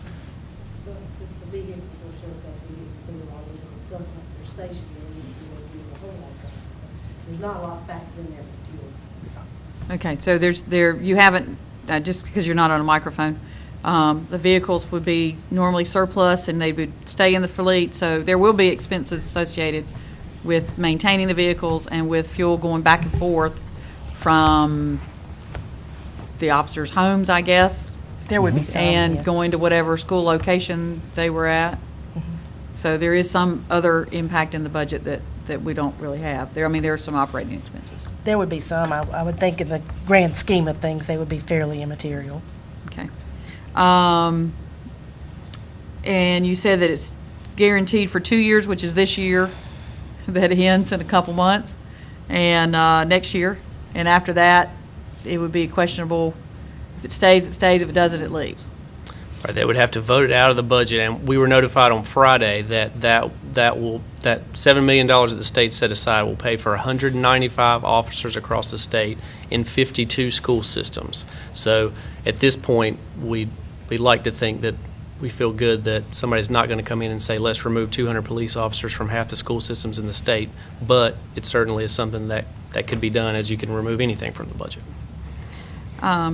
For the Sheriff Riley, I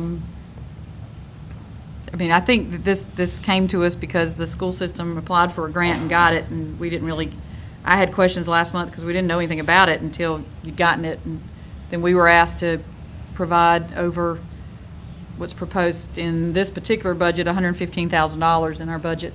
And I don't know what you're asking for in your budget this year, so I don't know how big of a priority this has in your overall budget.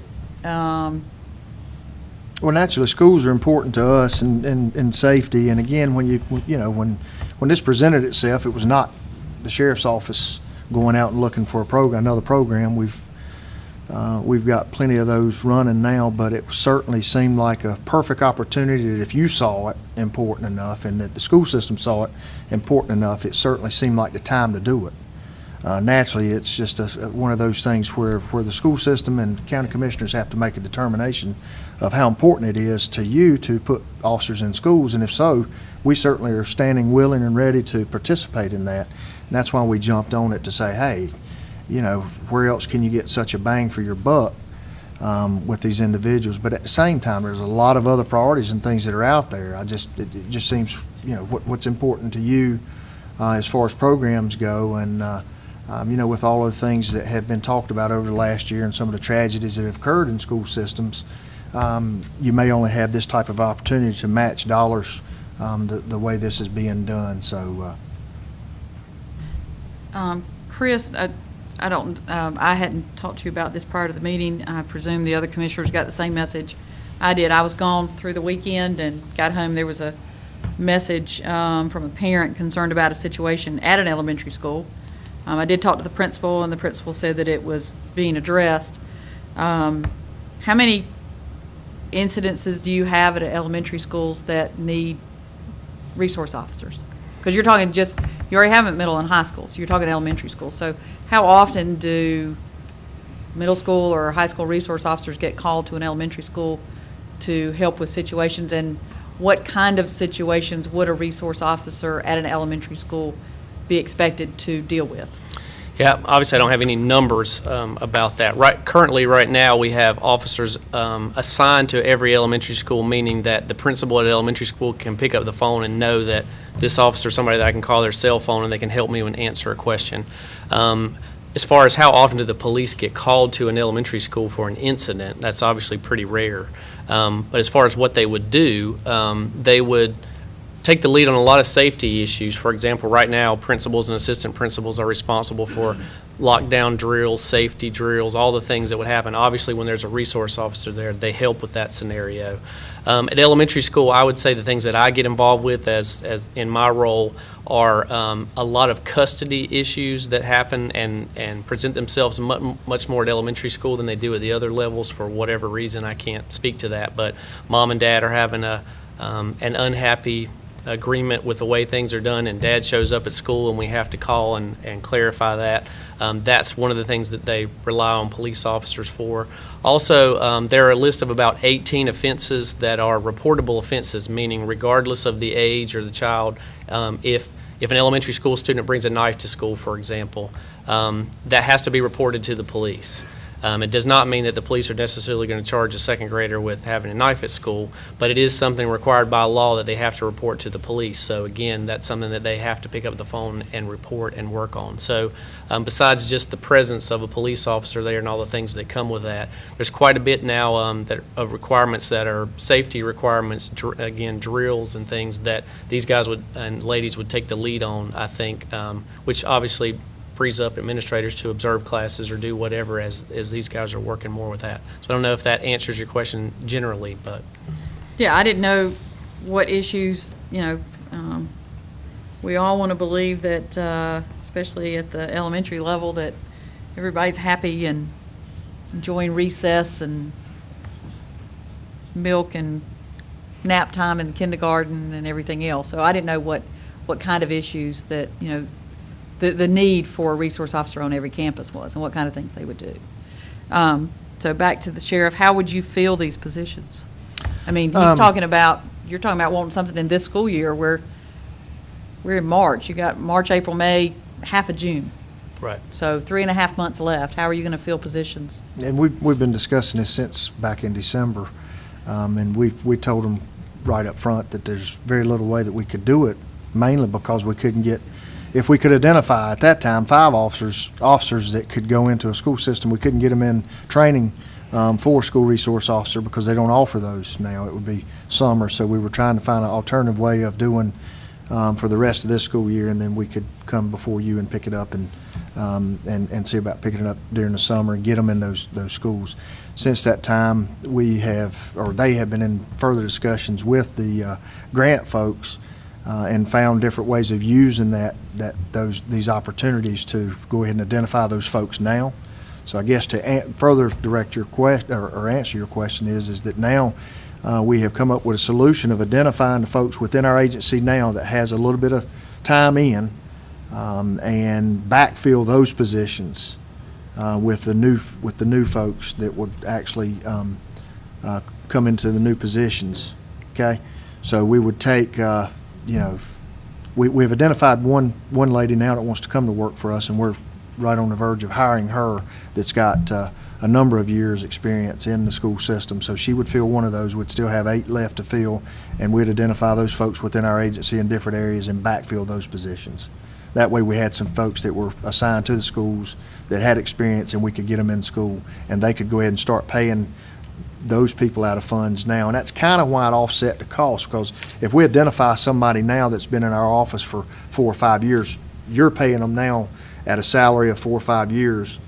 We're moving that salary over to the school system, and this budget will start paying for it, and we're backfilling it with a new person, which is a lesser salary, and there's some offset costs there as well. And for the remainder of the school year, I'm not sure, for the remainder of the school year, we can pay off-duty officers for the presence. It will not be the officer that's assigned there, but that was also approved by them to say, yes, off-duty officers we can have a presence there for the rest of the time, even going into next year, until the sheriff can fill those positions. One of the things we thought about doing, if we can get those, if we can get some direction tonight, and it's your pleasure to do that, then we can start trying to identify some of them. And once we get some of those folks identified, and we get a little bit more comfortable in letting them spend some time at those schools, then we can go ahead and start assigning some to an area and start doing some shadowing, some training with some of our folks till the schools come available. And they could be on site for security because they're going to be paid out of this budget anyway. So that's some of the things we look to do if we move forward after tonight. Okay, my other question would be, the school calendar is a 10-month calendar. So what happens on the 2 months when school's not in session? Is that county responsibility for their salary, or is it a 12-month salary that the grant's going to pay? And where will they be for those 2 months? The salary is paid for, and that was something else that one of the sheriff's first questions. The salary and the benefits are paid for the year. That's not there. As far as assignment, that's the sheriff's call. Yeah. So this whole budget is designed to, whether it's reimbursement or incurment on the county's behalf, it's designed to cover the entire year instead of 10 months. Okay, I think that's most of my questions. Chairman Poole, I have just a couple more questions I thought of as you were asking. If you're all done, can I ask? Yep. I know, Sheriff Riley, in our past conversations, I think we have a different salary structure for your deputies that work inside the jail and your deputies that work out on patrol. Is that right? Mm-hmm. Could some of this shortfall be made up with coming up with a different salary structure for resource officers within the schools? They clearly have a different task than your deputies that are out on patrol and handling calls of a general nature. So is that something that we could do to maybe close some of the shortfall? Short answer is no, because those are detention officers and they're classified at a 64 grade for that purpose. Their classification and job description is different than sworn officers, deputies, even if they're assigned within that jail, even have some responsibilities over and beyond that. Should we need to call them out, assign them to off-duty assignments, things like that, that are more in line with what goes on as a deputy. And the school resource officers description and whatnot, even though it's assigned to a school, it's still a lot of the same responsibilities under the deputy classification. It just seems like, as Chairman Poole had alluded to, the risk factor for being, I don't want to minimize the risk factor for being a school resource officer, but I think it's certainly different than the risk factor that your deputies are incurring when they're out on patrol and things like that. It's just a different job, I think. I was looking at your list of budgeted items, and forgive me, you and I have probably gone through this in our meeting, but it was a few months ago. You have $72.60 listed as a uniform equipment fee per person, and then on a yearly ongoing basis, $3,600. Could you give me a little bit of description on what that goes into? I will have to call on Benita. Okay. They're the ones that put a lot of those things together, and they could probably more quickly answer that question for you. And Benita, I was also curious, that one, and then the computer, it looks like we have allocated $4,500 for a computer and that seemed high to me for a computer, so perhaps you could address that one for me as well. The $3,600 for the uniform are the replaceables every year. They're clothing and boots. The rest of the uniform cost lasts 5 to 7 years, and that's a gun, a holster, belt, stars and stripes or name tag, that type of thing. The computer itself, that's the cost from IT for a computer in the car. Okay. Will they receive, is a computer in the car going to be very effective for them, considering they're not going to be in their cars? Well, I mean, I still think they need access to a computer, and it's used not only in their car, but they can take those out of their car and utilize those as a laptop as well. Software is what adds the cost to that. That's the $4,500 for software. So potentially because these have a different job description than being on regular patrol, we may be able to come up with some cost savings there that might close this gap a little bit, do you think?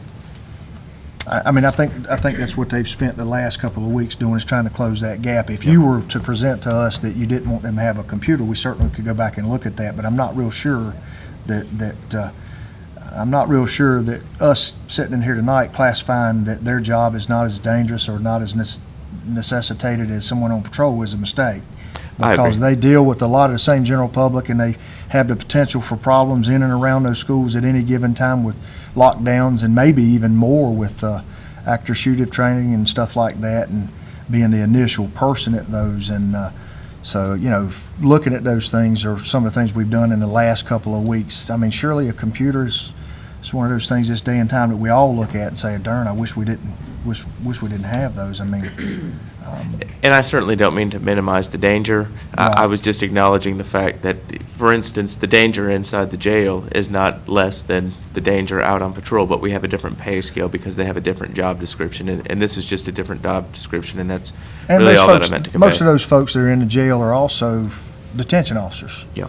They're not sworn officers with arrest powers.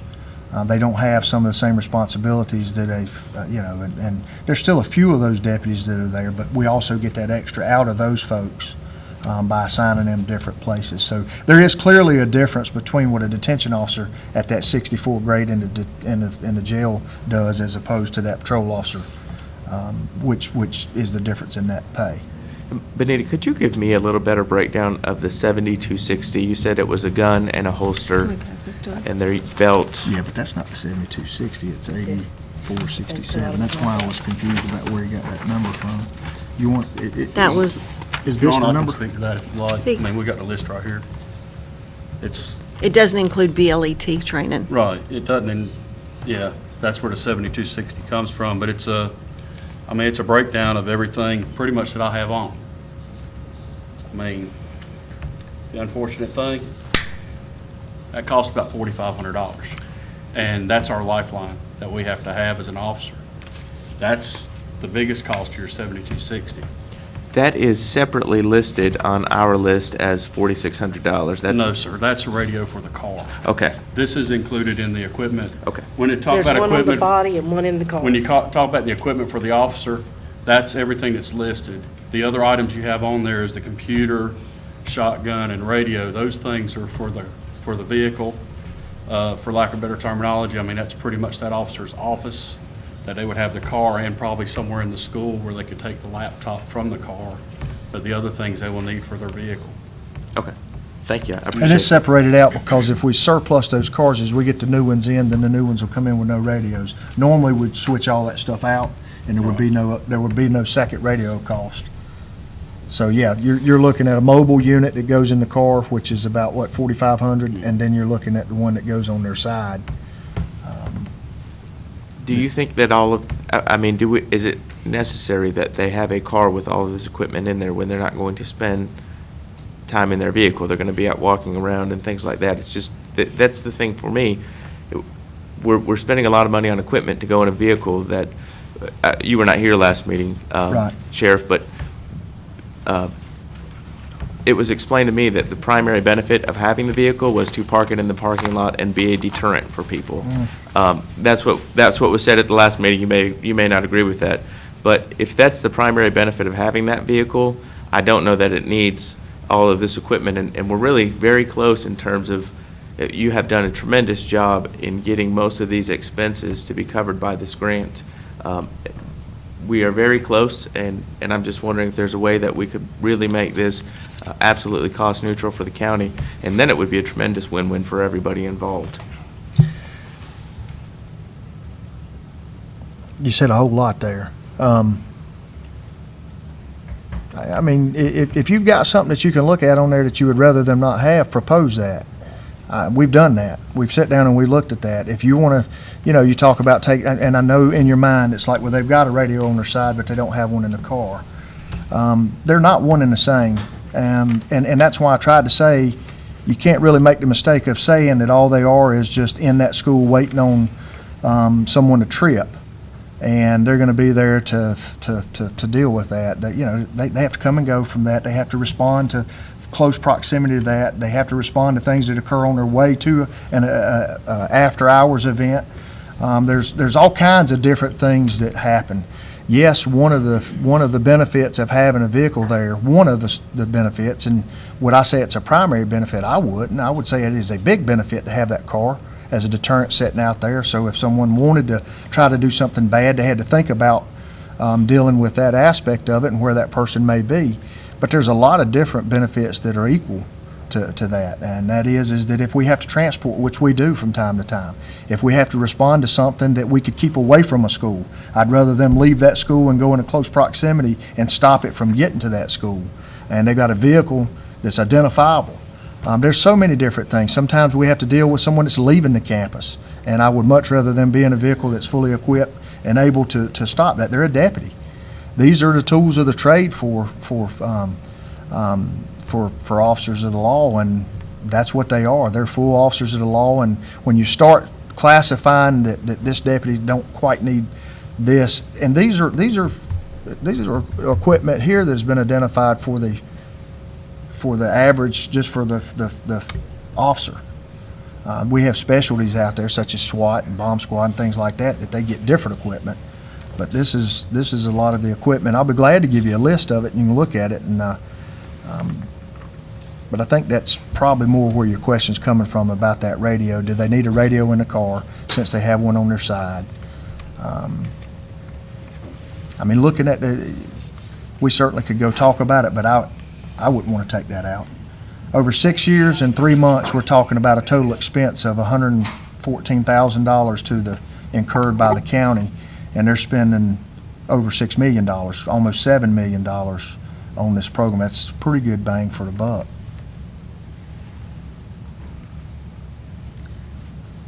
Okay. Any other questions anybody has? I guess the only thing that I don't disagree that it's great to have the grant. I would respectfully like to ask that if the county is involved in funding something that goes for a grant, it would be nice if we knew kind of up front.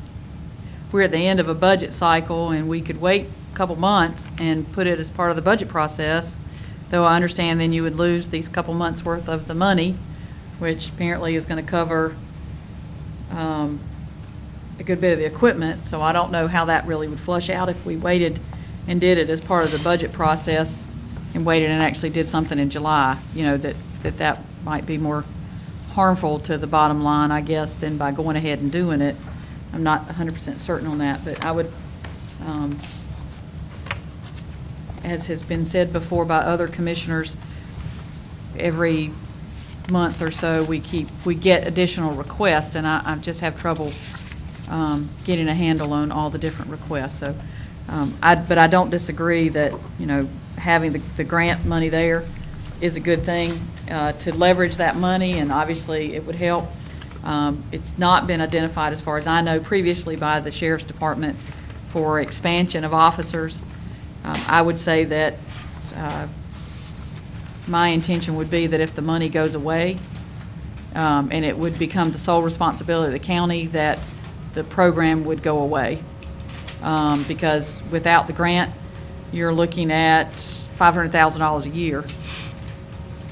And I think that if we asked you, Sheriff Riley, if you wanted to put $500,000 towards that or $500,000 towards the jail or the detention center or patrols, that you might come back with a different answer, and I would prefer to have your answer at the time and it be relevant, because I mean, you typically come and ask us for additional positions, and you know, I guess that's what I'm kind of balancing is the request that we get, and I fully expect you to come and ask for additional positions when you come before us, probably in May, and you will do that prior to that with staff. So I'm just trying to make sure that that fits into your plans and where your department's going. That's okay? exactly the way I addressed it with Chris and the school system, and even with our folks in the census A&A. This is for now. We did have to mull over it and look at it and make a determination that it's a little different than a regular grant in the sense that normally a grant is structured in a way that you clearly see that it's going to go away. Up front you vote on that. This is one where it's recurring, it's built in, and they have to make a step to come in and take it out every 2 years. That could happen, but that could happen tomorrow with any of my positions if y'all so desired too. So that's something we always fight when it comes to budgets and this and that. And if so, then, hey, we can sit right down and talk about what we'll bring to the table, the history of what we've been able to do in the school system, and we'll make an informed decision together about how we should move forward if that money goes away. And I think that Jason's initial question was what happens if the money goes away? And I want to say that if the money goes away, then I think that it is not a guarantee that the county would pick up the bill. Yeah. I just think that that's a fair understanding going into it. I'm not saying that the county wouldn't, but I'm also not saying that the sheriff would say that's where he wanted to allocate his resources, because he's going to get a limited pot of money that he has to determine how to allocate. So those are all my comments. Any other comments or questions on this item? Well, just to piggyback on your comment a little bit, Chairman Poole, if this is $46,000 for things like radios and cars and things like that, as Chairman Poole said, there is one pot of money. If you were going to get something extra in your budget, is that what you would like to commit that money going to? Is these things like that? I just want to make sure that that I've asked you that, because I don't want to vote for this and then have the budget cycle come back and say, well, we really would have preferred it to be used on something over here, and it's in radios here, and now we need both. So is that where you think the priority is for this $46,000? If you've already made a determination about what my budget's going to look like prior to me presenting that budget to you, we hadn't had this discussion, so I can't say that, but I can tell you that I have looked at this and made a determination that if you, as a commission, decide that this program is very valuable and it's a wonderful opportunity once in a lifetime for us to have a pot of money that pays for all of those salaries, and you're looking at over $6 million, and all you have to do is make an investment of 114 over that time, then yes, I think that it's the perfect time to do that. But we haven't even looked or presented my regular budget that's coming to you. It's just that, these things don't come along very so often. And if you decided and said to me right up front, we don't want to put officers in the school, it would be a no-brainer. We would look at Dr. Louder and Dr. Shepard and say, we're not interested. That's not precisely my question. We have not decided on what your budget is, but if we were going to put $46,000 into your budget, would you rather have it go into things like radios and cars so that we can park those at school, or do you have another use that you think that $46,000 would be better prioritized? Again, I'd have to take my budget that I'm presenting to you and put that in terms of that. But yes, I think this is a good use of that $46,000. Well, I think you have to also consider the value of the children in those schools. How important is it to have a resource officer out there? Some of the things that's gone on in this country in the last couple of years, maybe a resource officer would have prevented some of those things.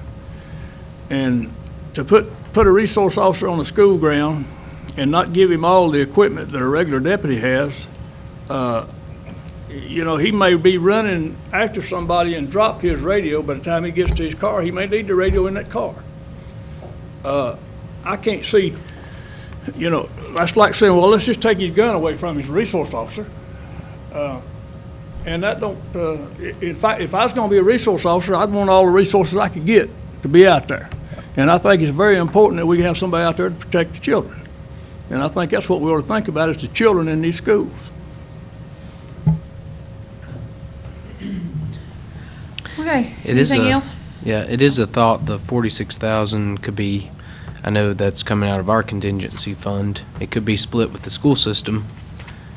The 46,000 number could be split with the school system to come from their contingency, or half come from our contingency.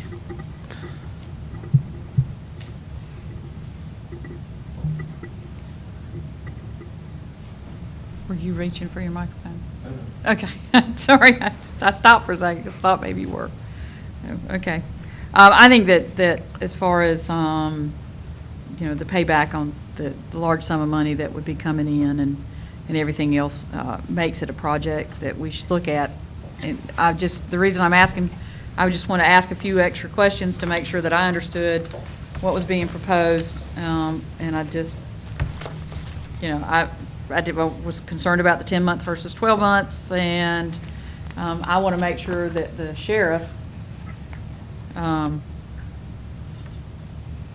has the opportunity to present to us. And we haven't gotten your budget yet, and we'll look at it very closely, and just like we do every year.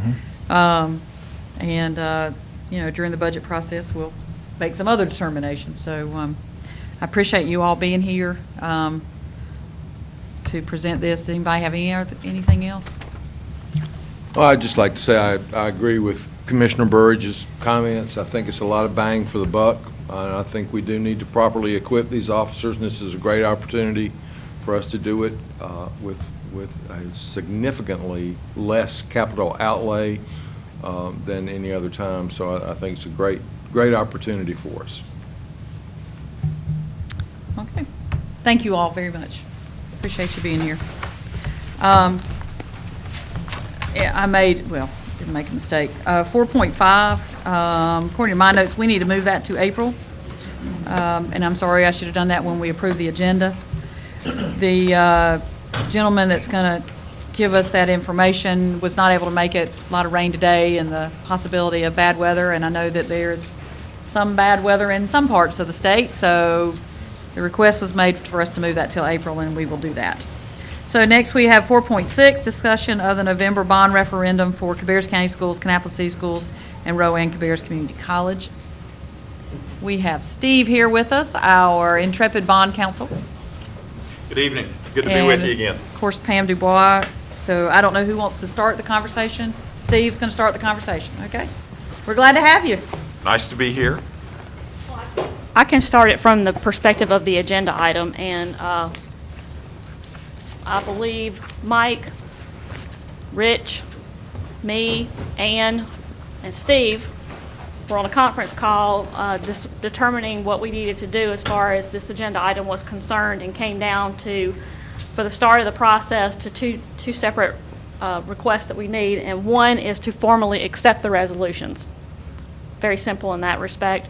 And then the more difficult part of it will be the discussion of the projects and the amount of funding for those projects.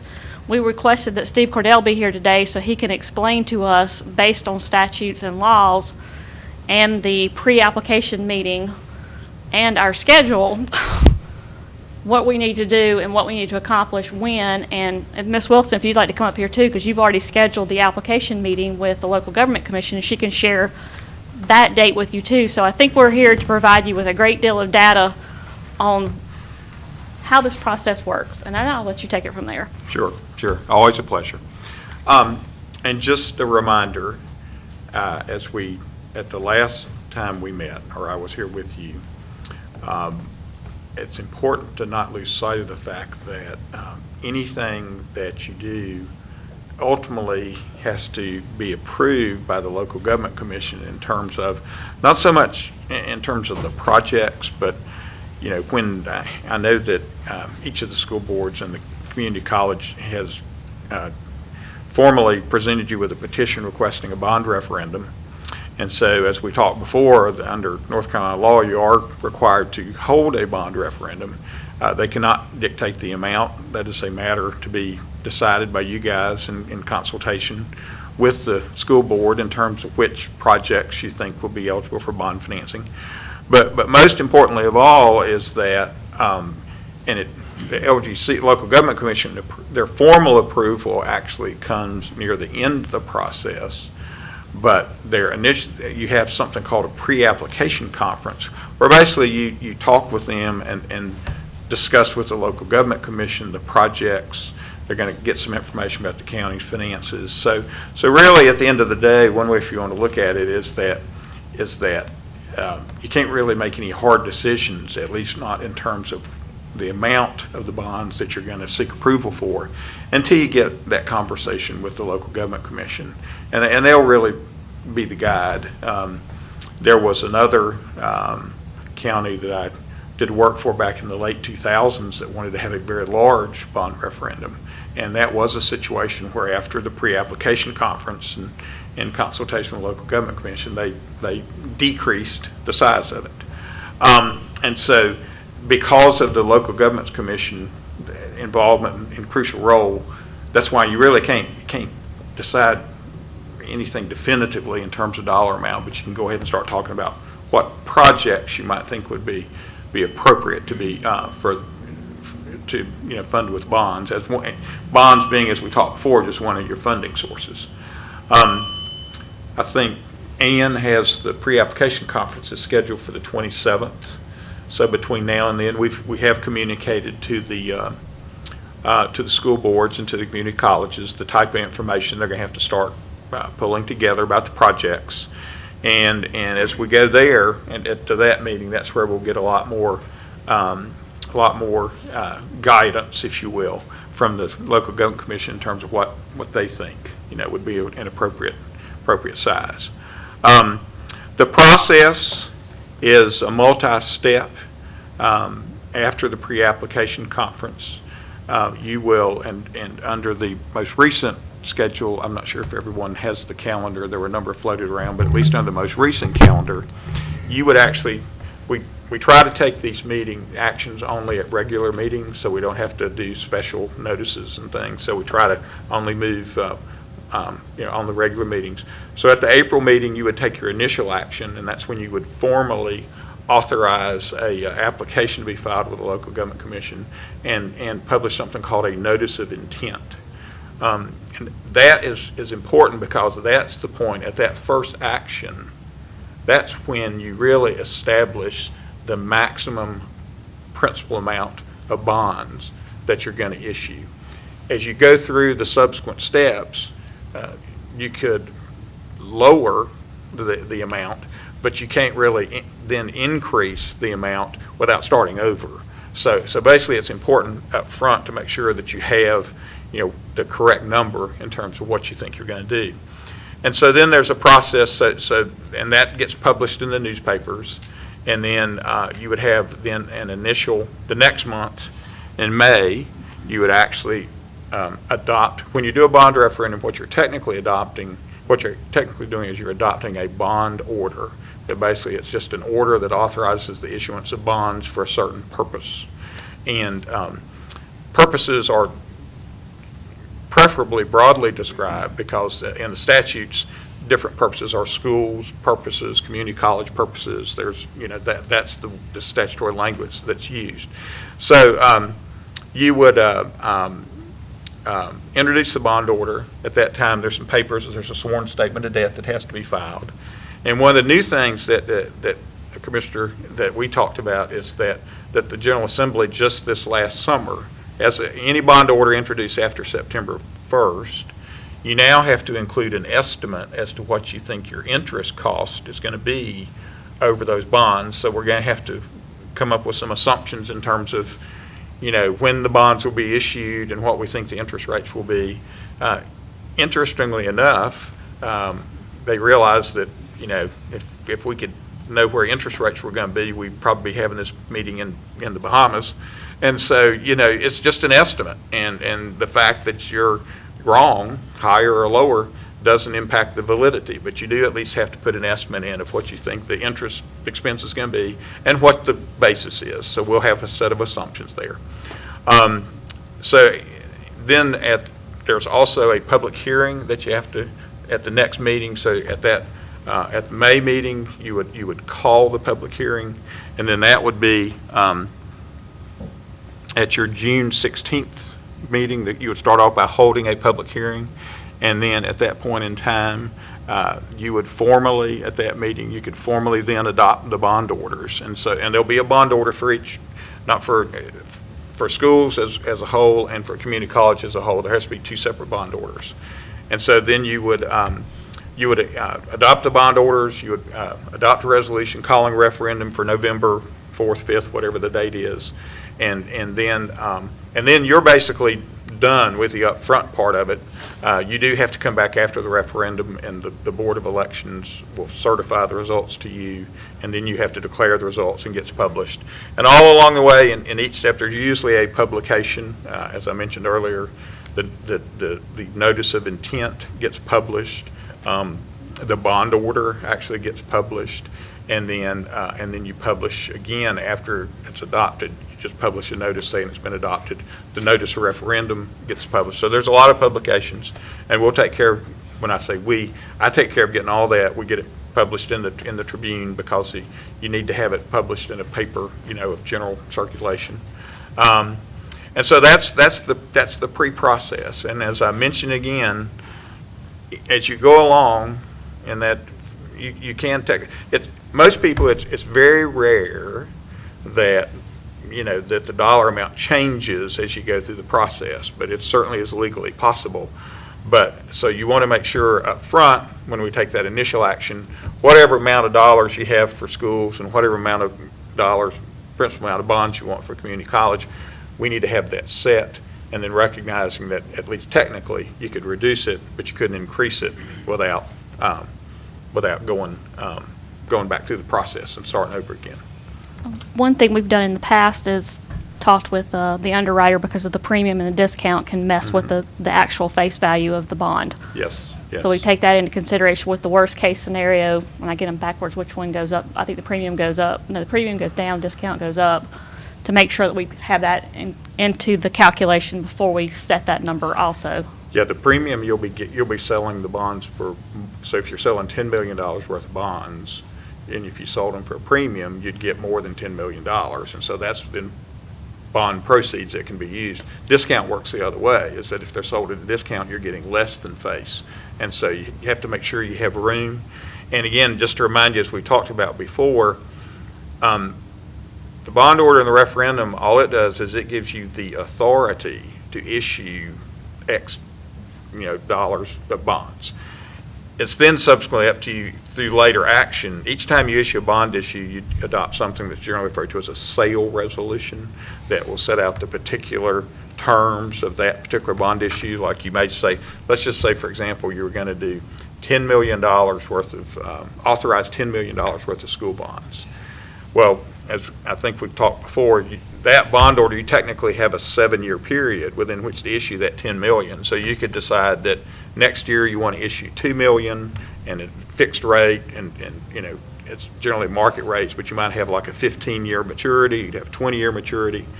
The next year you can come in and you might decide that you want to do, 5. And so it's a lot of flexibility in terms of how you go about actually issuing the bonds. But the referendum is the process. That's the successful referendum. The bond order is what gives you the authority to issue bonds for those particular purposes.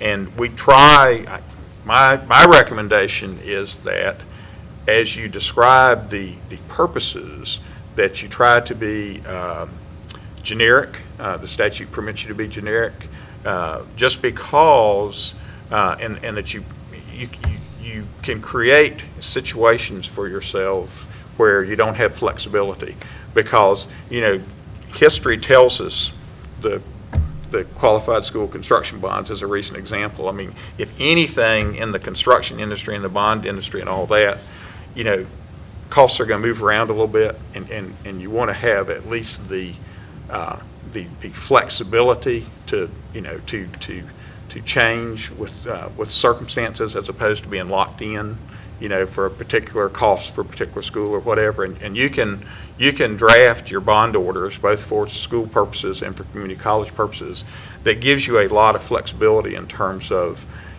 which projects that you could that you can finance, and being able to move money around if circumstances, because you might end up thinking that for example, school A is going to cost Y dollars, and then something happens and school A costs Y plus or Y less, whatever, more or less. You want to have the flexibility to then be able to, if needed, to move that over to another school that's in the description of the generic description, have the flexibility to do that for cash management. Yes. So Steve, is it your recommendation that even though they gave us a pretty specific list in terms of what they would use the bond money for, that we should be much more broad than what their specific list was? Absolutely. I think you should use the list in terms of deciding, what projects you think are appropriate and what projects you think are appropriate to fund with bond monies. But when you actually do the authorization, it works in the interests of everybody, the county and the school board, to be more generic and be more flexible in terms of, you don't want to be too specific is what I'm trying to say, because sometimes if you are too specific, then that's what you have to live with, and you want to try to preserve that flexibility. And I would just say that in the local government commission, when they're looking at the projects, they'll look at the anticipated projects too. But again, sometimes things change. I've seen referendums where people, do things. They thought they were going to fund, this set of projects, and then something happened. They may decide to, not do a project at all, or do it some other way. And by being more generic in your description, you preserve the flexibility, maximum flexibility, to be able to, respond to the circumstances as you encounter them. Because 7 years, 3 more years, 10 years is a long period of time, and stuff can happen in 10 years. So whenever you say being generic, do you, you obviously would have to label the project, correct? You just don't attach a dollar figure to it? No, not really. I can send you some examples of some language that we've used in the past. For example, it would be like to renovate, to construct, renovate, refurbish, rehabilitate new or existing school facilities, in Cabarrus County, including without limitation, one or more new, school buildings, one or more, that type of. So you wouldn't, in the bond order itself and in the ballot question, my preference is, and recommendation is, that you don't even reference the specific, projects. You just be more generic in terms of how you're describing these things to give yourself the maximum flexibility. But Steve, both of the school systems are lumped together for that ballot question. That's right. Isn't that right? And the community college is separate. Community college is separate, and the voters, the way the ballots are presented, they have to have the ability to vote on each one separately. So they can approve both, they can reject both, or they can, approve one or the other, whichever they want to. But yeah, and the same thing would be for the community college as well. And I have some fairly recent examples of some language I'll be happy to share. But you want to be, and my advice to you is that, notwithstanding that you have specific projects in mind, that at least in terms of your authorization, you want to have those to be more generic to give yourself flexibility.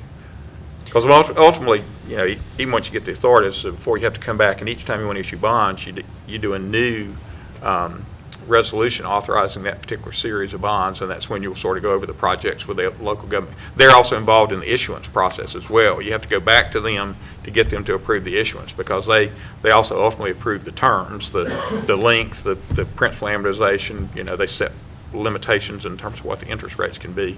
So they're involved in the sale as well, and that's when, again, you could be looking at the projects. They will look at the projects again. Okay, I can see that the actual bond order that would be passed would be generic. But I think that it would behoove us to, whether it's in the bond order or whether it's in our discussion, because we have two school systems, that I think that we need to say that, this much would go towards or this type of project in Kannapolis City Schools, this type of project in Cabarrus County Schools.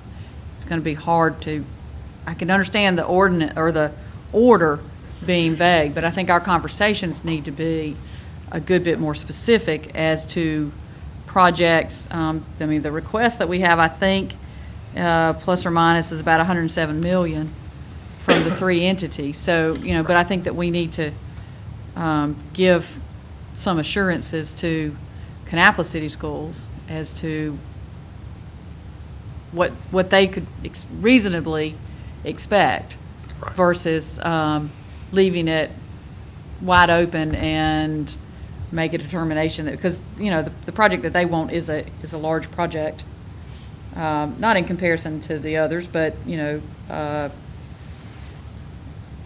but it is a large project. So I just think that we would need to be, at least in our conversation, specific that it was a middle school instead of an elementary school, because there's just a cost difference. So, And we can provide you the 2004 bond referendum, which was the last time we did this, and we had to split the money between Cabarrus and Kannapolis.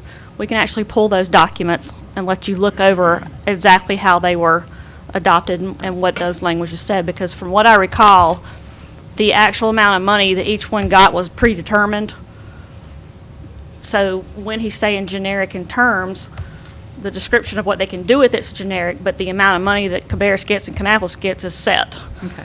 But I I just understand think what that you're saying there, but we can give you some that's examples fair. of what it actually looked like when it happened in 2004, so you can see the three things he's talking about, so you can see the actual board-adopted documents. Well, and I think in the interest too, that because there was some history with the 2004 referendum, I'd like for you to also take a look at a referendum that I just did this last November for schools and community college. It's even more generic than that. Because, Chairman Poole, you are correct, absolutely, in your discussions, and I think in terms of the understandings that's underneath these numbers, that yes, absolutely, you would want to have, let's say $20 million. You decide you ultimately want to do a $20 million school bond referendum, and 5 of that's going to be for Kannapolis, and the other 15 is going to be for Cabarrus. And that can be handled, you know, administratively, internally, in terms of how it's set out, without putting those, or you can put the limits in the referendum, or you can, you know, have them even be more generic. And it's just that the only downside of being more generic is that if somehow something happened and now you needed to move the money around, and you want, then you can't, because you're stuck with what you put before. Well, you have to abide by what you put in front of the voters. Well, and I like the idea of being generic. I don't have a problem with that. I just think that it's fair to make sure people know, know what the thought process is and what we're really looking at doing. And, you know, I mean, I think we all would agree. What I do like about this process, because I've never gone through this process on this side, if you will, the idea that, you know, we could come up with an amount and then Philip Morris gets a new owner, so therefore the revenues to the county change and we don't have to issue the bonds. And we offset the amount with cash. So I like the idea that that's an option out there and that there's time, but I also think that if we're looking at a 7-year time frame, that potentially that we also have that discussion of how would we want to space it out, because I think that's fair too, to have an understanding.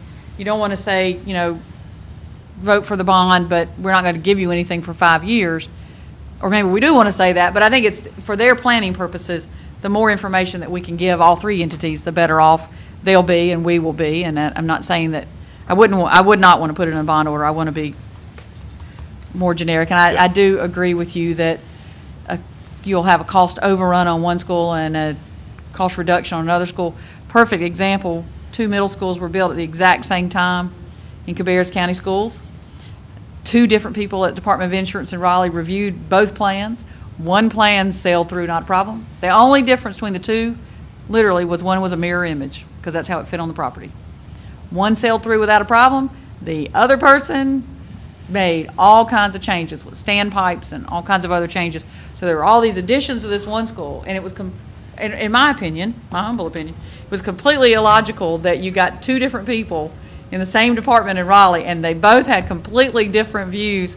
You know, the plans are that big around on the plans, and one went high and one came in low, and they were literally the same project, same building, built by the same builders or same contractors. So it was kind of interesting when that happened. That's C.C. Griffin and Harris Road Middle School were built and bid at the same time. So I think that's interesting. As I understand it, based on I do want to ask, I guess, a little bit more detail that I need. The requested action that we have is a motion to accept 3 resolutions. So can we do that in one motion, or do we need to do a motion for each of them individually? No, you can do just one. Just one motion. And when you say accept, I would ask that you clarify that. Basically, what you're really doing is you're receiving them, as opposed to just that they're, in other words, because of the local government commission, you can't really accept them in the sense that you're in any way agreeing that we're going to put a referendum on. So I think you ought to just say that the resolution should be worded that you are receiving. Okay, so we want to change that in the board document, that we are motion to receive three resolutions. I think that's correct, important. yes. And then the next thing it has is discussion regarding projects requested and funding amounts for each project. So I don't know if this is to Ann or to Pam or exactly where you want to go with this, but you're going to have a pre-application conference on March the 27th, which I presume staff will be involved in. I guess what I'm trying to understand is what do we need to do, though, between now and March? What information do you need from us in order to be able to effectively communicate in that March 27th meeting? So I don't think that, you said that we don't have to do anything really till April meeting and notice of intent, but I think we need to have some conversation, whether it's at our meeting in 2 weeks. How are we going to engage the school systems and the community college? And Mike, you can chime in. I don't know who wants to chime in, but how do you see us proceeding forward from tonight so that when you talk to them on March 27th, that you actually can share some valid conversations and know where we're going? So help me understand that. I'll try to chime in, because that was the exact question I was going to ask Mr. Cordell, because based on our conversation the other day was that prior to this first phone call, there had to be some agreement between the schools and the county as to what the projects were and what that amount was. That's correct. That's correct. Okay, so that sounds like a little different than what we just talked about, because you're saying, so is it, we don't just take 107 million and say it's 107 million and don't have any projects tied to it, or do we start meeting with the schools, both on their level and the staff level, and start talking about projects? Is 107, is it 75, is it 30? Right. Does that have to take place prior to this phone call, or? Correct. I think tonight, the action that you should, the only action you should take is just to receive the petitions and acknowledge. We'll do that. We would plan to do that in 2 weeks, that we take the action to receive them. Do we need to receive them tonight? You don't have to do that. You don't have to do that at all. You can just note that you don't have to do anything if you don't want to. But let me skip to the other question. Go ahead. Because I think Mike is correct. Yes. Now, absolutely, when the pre-application conference is held, at that point in time, the county commissioner and the school board really need to be in agreement as to the projects and the dollar amounts, because at that point in time, that's not a discussion, that's not a debate you have in front of them. In other words, the two bodies need to have decided what you're going to do, dollar amounts, projects, and then what you're doing is going to brief the local government commission, this is what we want to do, and you're giving them the opportunity to then confirm, okay, we're okay with that, and it would be mostly on the amount as opposed to the projects, or that, as they have sometimes done, say that they want you to take something less than that, which they could do. So yeah, so those discussions and decisions have to be done before you get to the pre-app conference at the end of March. It's also the understanding that the pre-application conference will be more than just Cabarrus County. It will be Cabarrus County Schools, Yes. Kannapolis, and RCCC in participation. Yeah, and actually Pam reminded me that you guys are fortunate, because a lot of folks have to actually physically go to Raleigh and meet with them, but you guys get to do just a conference call. So there'll have to be representatives from all the bodies there to talk about. You'll need somebody from each of the school boards, somebody from the community college to talk about the projects. And then, and a lot of this stuff will have been submitted to them in advance. And then the county will need to submit some financial data so they can start looking at that. But yeah, but by the time you get to the pre-application conference, you do have to have these decisions made. So we do not have to vote to receive any of these. I mean, although they've been given to us. Because we've got the information from Kannapolis cities, we've got it from RCCC, but Kannapolis's Cabarrus's resolution has a project on there that's already been accomplished, so that's where we run into the issue of 2 weeks. There's going to have to be some serious discussions. Right, right. Yeah, I guess when I say receive, I'm just intending to imply by that, just that. That we acknowledge. Acknowledge, yeah. Right, Acknowledge. right. That you have them, but not And that if you're. and if we didn't, it's, if we You don't have to do it's anything. not that we haven't received the information, because we It's just- have. right. I'm just concerned about Cabarrus County's. Right. Cabarrus County school systems. Well, but Chris, resolution. I would say that, looking at theirs, I think when you're talking about Mount Pleasant Middle School. Right. There's not enough money right now set aside to do that project.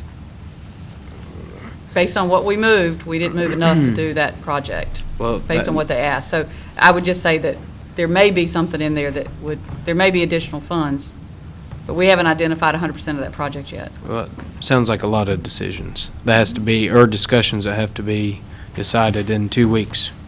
So regardless, if you say it's on, I would say that that's not, shouldn't be on the list. You say it should, I didn't say that it should be on the list. I just said that I don't believe that we have put aside enough money to cover that whole project yet. Right, okay. Whether part of it's a bond or there's more cash, Right. that's still that's more what for I'm debate, saying, that but there's, yeah, I think there's we have 10 or issues here. 12 in on that. there, and that's not enough to do a middle school, Right. when you're demolishing one Well, that's got lots of that's- asbestos and stuff. Right, so. well, that's where there should That's all. be some discussions.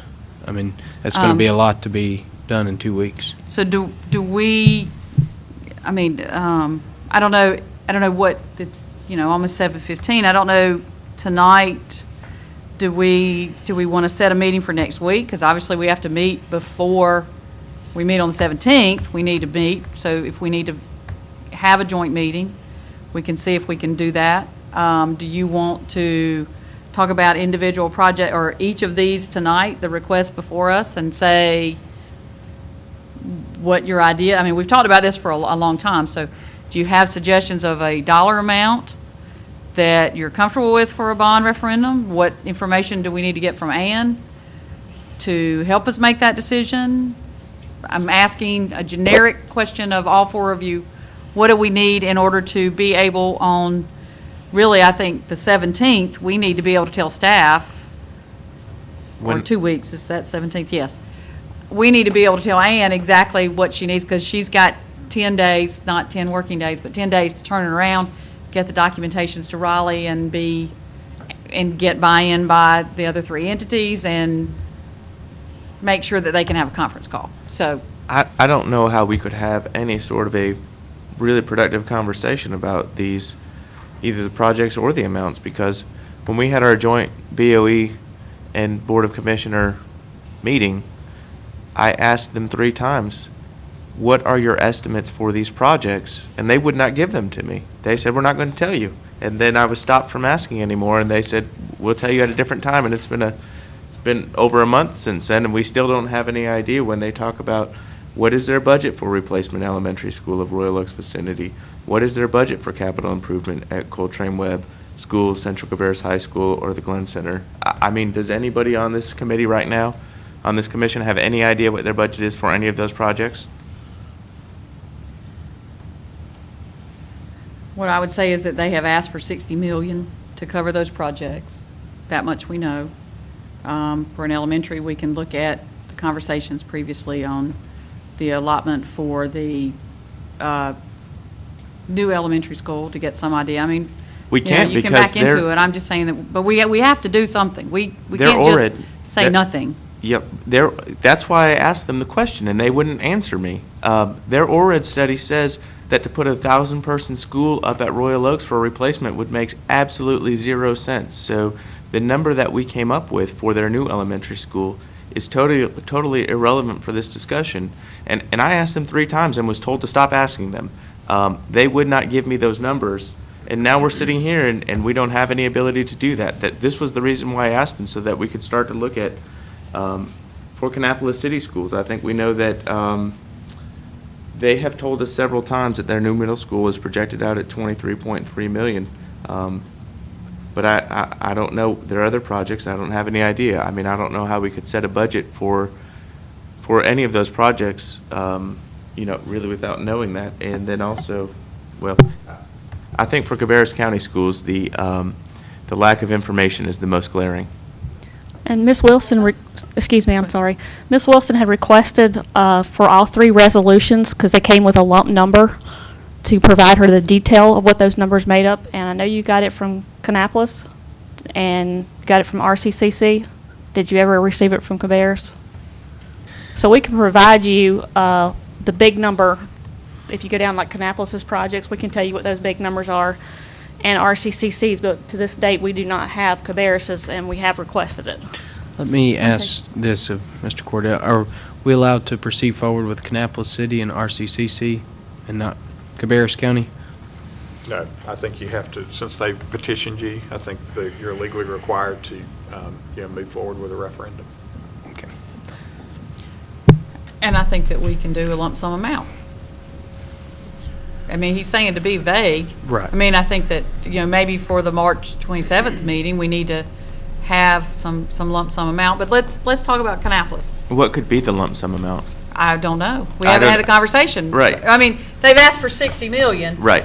I don't know what, we have not, as a group, just sat and said, how much should the bond referendum be? So, if you want to back into it, let's start with Kannapolis City Schools. I have it on page 32. Okay. Then let's jump to Rowan Cabarrus, since she's going to make copies. Okay. So that's 33 in my book. Sorry, there are no tabs in this. When they put it in there, you just have to flip through to get to the right page. Okay, so Rowan Cabarrus is asking for 16 million. Let's see. See, and I have questions on Rowan Cabarrus, because if you look at our CIP, their advanced technology building is budgeted at $10 million.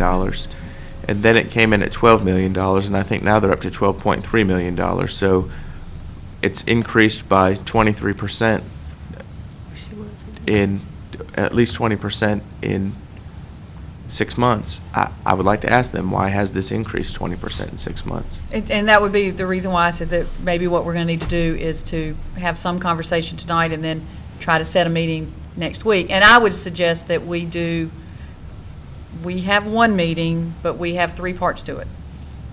Okay? Because there's no need for Rowan Cabarrus to sit here through the other ones, because we need to just make sure what we need to know from them. Okay? Their request that we have received from them is at 16 million. They're not going to be able to give us any, nobody can give us concrete numbers until it can get to passage and bid process and drawing up some documents and the whole bit. I mean, we have to decide. I think what we have to decide is this is our limit. This is as much as we're comfortable with. And like I said a little bit ago, hope that if this is our limit, that we can supplant in that limit with cash, so we, in fact, do not issue the total amount. I think that would be preferable, that we don't issue the total amount. But I think we need to plan for.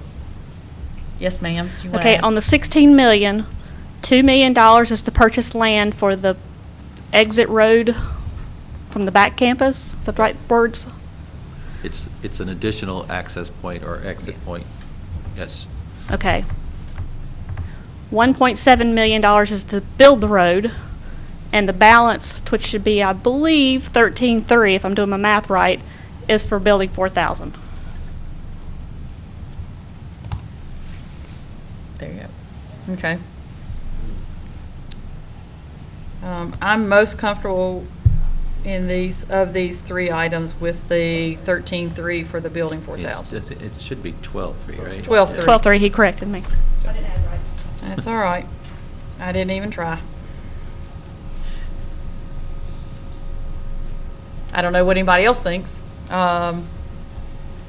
What did you just say? I'm sorry. The 12.3 for the 4,000 building would be my starting point.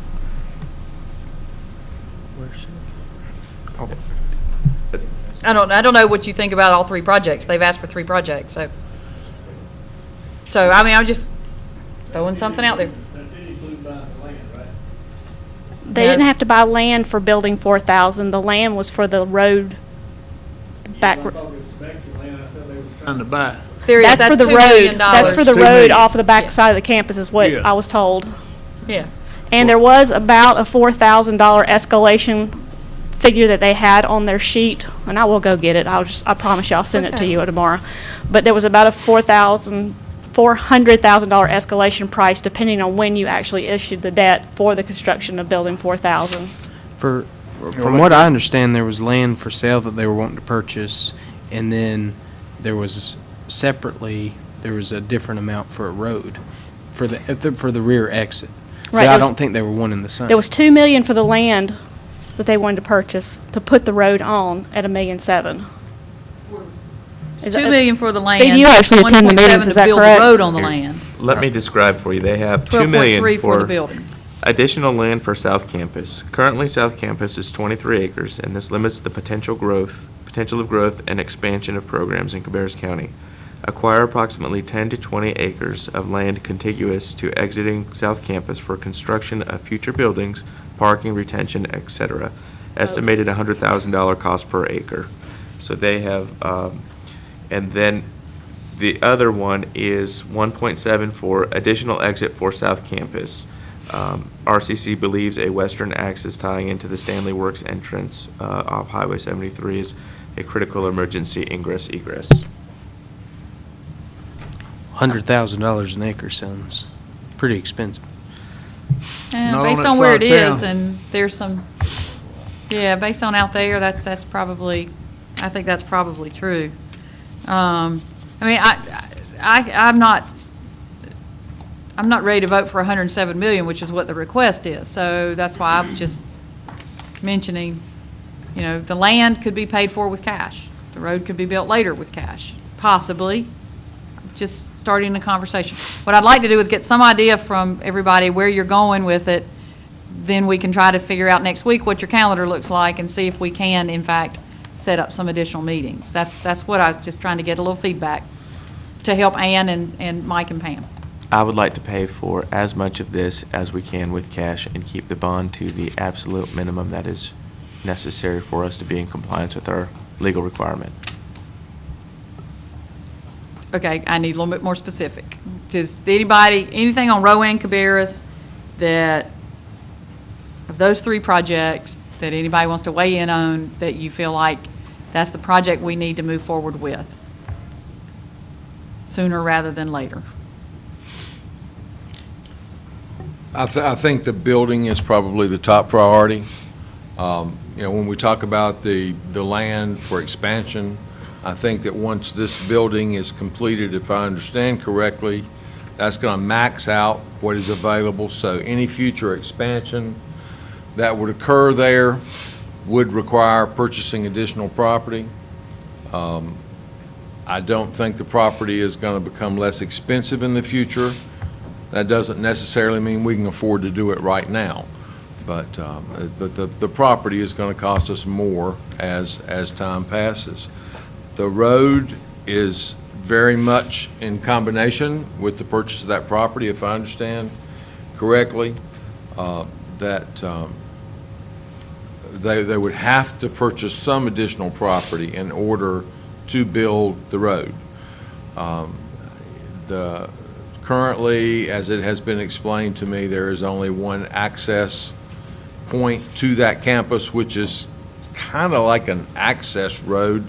There's not a lot of other development on there, but they do not have an alternative exit. There was some concern with a lockdown last week, actually, I think it occurred, which sort of brought the issue a little bit more, made it a little bit more real. They also have some concerns about the new interchange at the interstate, which is a diverging diamond and so forth. So leaving that campus now, everyone will have to go towards Davidson and then at some point make a U-turn if they want to get back into Concord. So they have some concern about that. That's one that the jury's out on. I think everybody that looks at those interchanges gets a little confused. I certainly do. So that may or may not be a significant problem. I think the building would be the number one priority. The land would be number two. The road would be number three. Yeah. But you can't do the road without the land. Is that 23 acres going to have access to this new road? It is my understanding that it will. Some of the land that they're talking about is landlocked right now, but That road's going to increase the price of that land. well, if they buy the Yeah. land first before the road is there, I think was the thought. I'm talking about the 23 acres. Yeah, I think they're planning on buying the land right behind them and putting the road on that land On and that connecting land. back Not to the 23 that. acres, though. Well, you'd You're have talking- room on, wherever they put the land, you'd have some room to put another building somewhere much further down the road. But I think there's a owner that owns that parcel of land that would want to sell that parcel of land. That was the way I understood it. The parcel that's To the landlocked? college. Yes. There- To They the have college. I have a description here Yeah, for so this I mean- exit. This, I didn't read the whole thing before for brevity purposes, but I'll read the whole thing to add some clarity to this discussion. This is the description this is a different piece, the $1.7 million for the road. RCC, they want the access to 73. It says this route would be approximately 3,000 linear feet and require a 50-foot right-of-way. Purchase of 3.5 acres for a total cost of $350,000 and estimating to construct the 3,000 linear feet of standard width two-lane road at 450 linear feet would be $1.35 million. So the 1.35 for the road construction and 350 for the land gets you to 1.7. Where does the 23 acres that they're talking about buying come in at? That is a separate, totally separate idea. That- Part of this my is to question- buy. That was my yeah. question, though. Does this 23 acres, does it have access to this new road that they're going to put in out there when they put the road in? So it makes the land more valuable. You don't have a road to it now, do you? Well, they want to buy that land so that, I mean, I think it's a combination of buying the land and putting the road on the land and then it would also open up the land. If the owner doesn't sell them all the land at the same time, then yes, the price of that land would go up because of the road access. Right. Yeah, I think Yeah. you are correct. If we do the road without purchasing the land's going to become more Yeah. expensive. And then somebody's That's going to what make I'm money trying off to of say. it. Yes. And somebody's going to buy it. I mean, if the college needs it, it looks to me like we go ahead and buy it now for future growth. But it might be cheaper just to let somebody else take that land and we move the whole college. I don't know. I don't know about moving the whole college, but, okay. Let's talk about Kannapolis City Schools. Go back a page to 32 now, and you have this in front of you. The total amount on their request is $31,135,000, and you have the breakdown in front of you. New middle school for 23.5, Jackson Park Gym Addition, Woodrow Wilson Gym Addition, some repair and renovations at A.L. Brown, and system-wide parking lot repair. Any comments on those requests?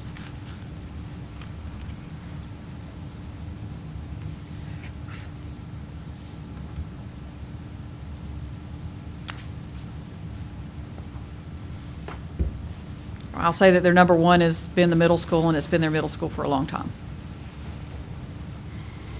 So I think we need to find a way to get them a middle school. Do we have the same process of proportionately determining the amounts between the school systems? That doesn't apply in this instance? That's a good question. It doesn't apply to capital. Uh-huh. I'm sorry, it doesn't apply to capital. I didn't have a microphone on. I apologize. Any other thoughts on Kannapolis Middle School? Chris? Any thoughts? I know it's been one of their top priorities ever since I've been on the county commission board. I mean, really, I would rather wait before I make a statement of which projects I support on what list until I have all the information and how all the numbers are going to play into the full number. So, I would rather prioritize the items at that time. I'm just, if we're going to meet next week, we need to, and they're all here right now listening for Kannapolis City Schools, where do we want to go to talk to them? I mean, what, if how do y'all want to proceed? I mean, just leave it at that. How do you want to proceed? Ann's got to have information. Each of the three entities has to have information. We need to have information to them prior to meeting, or we're going to sit for a very long time with all three of them. And right. I mean, we've talked about it a lot. Right. So. And the reason that I would rather have, I mean, we're going to have a additional meeting next week to discuss this, but, I don't want to, say that I promise in Kannapolis City Schools something, and then whenever we get a whole different list from Cabarrus County Schools that change the number, that's where I'm saying I want to make sure I have all the information before I go through and start okaying projects, and then we get to a bigger list. So we're going to have a meeting. I mean, we're going to have a meeting next week, and I want to see Cabarrus County School Systems list before the meeting. I don't want to get into the meeting and see it. I want to have their list before we get into the meeting so I can, look at all the lists next to one another, decide which projects I think are a priority and how that plays into the overall number of all three. So whenever that meeting is, I know we're going to determine, but I want to make sure we have Cabarrus County Schools list before. What does everybody's we get calendar there. look like on Tuesday, March the 11th? I can't Because do they Tuesday. cannot meet Monday. They have a board meetings on Monday. I can't do Tuesday. Okay, Wednesday, the 12th. I can do after 4:30. I cannot do before 4:30. I have training all day long, mandatory training. That's fine with me. Wednesday, the 12th fits into my calendar fine. At what time? Do you want to say 4:30? I mean, I can do any time. give me Whatever some time is heads good up. for you. I am in a training until 4 o'clock, both Wednesday and Thursday of next week.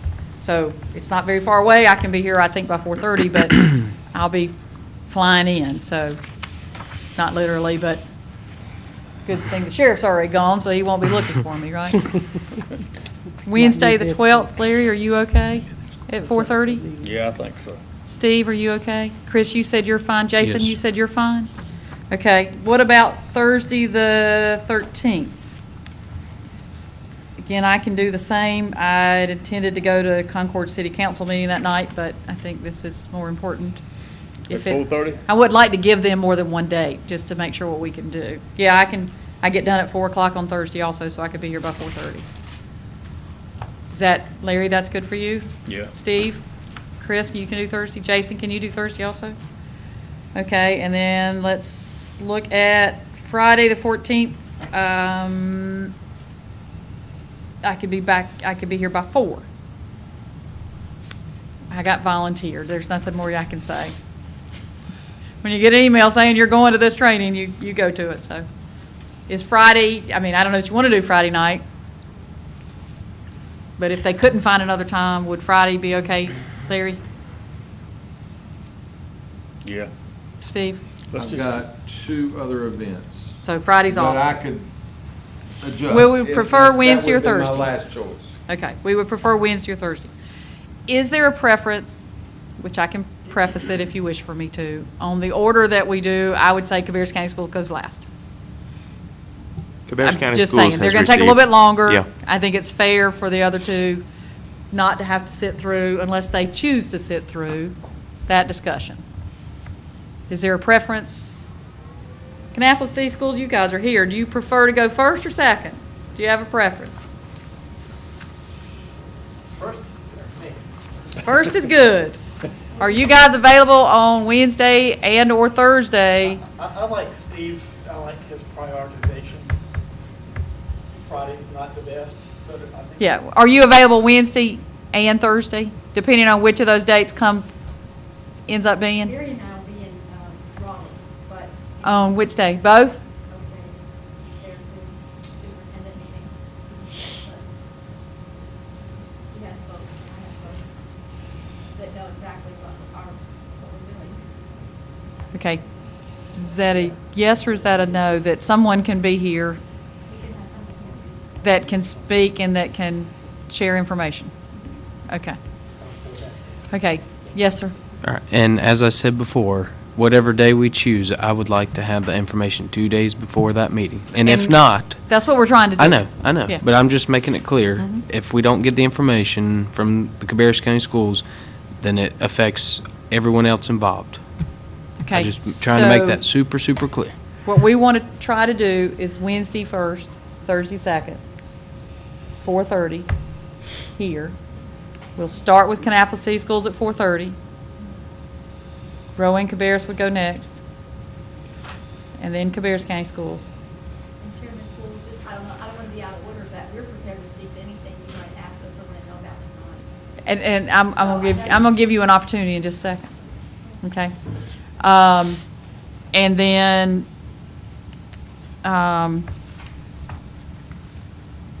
from, I'm trying to talk and think at the same time, which is, always a problem. Understanding that they may or may not be able to be here, and then we're gonna have to figure that out again, so it could be the next week we'd have to have another meeting, but it would be nice if we can do this prior to our regular meeting.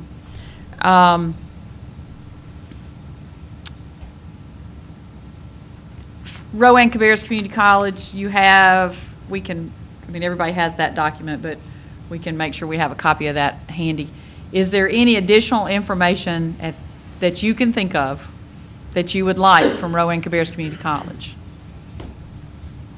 Or do you feel that you have enough information, once we look at everything, to be able to make some comments on that one?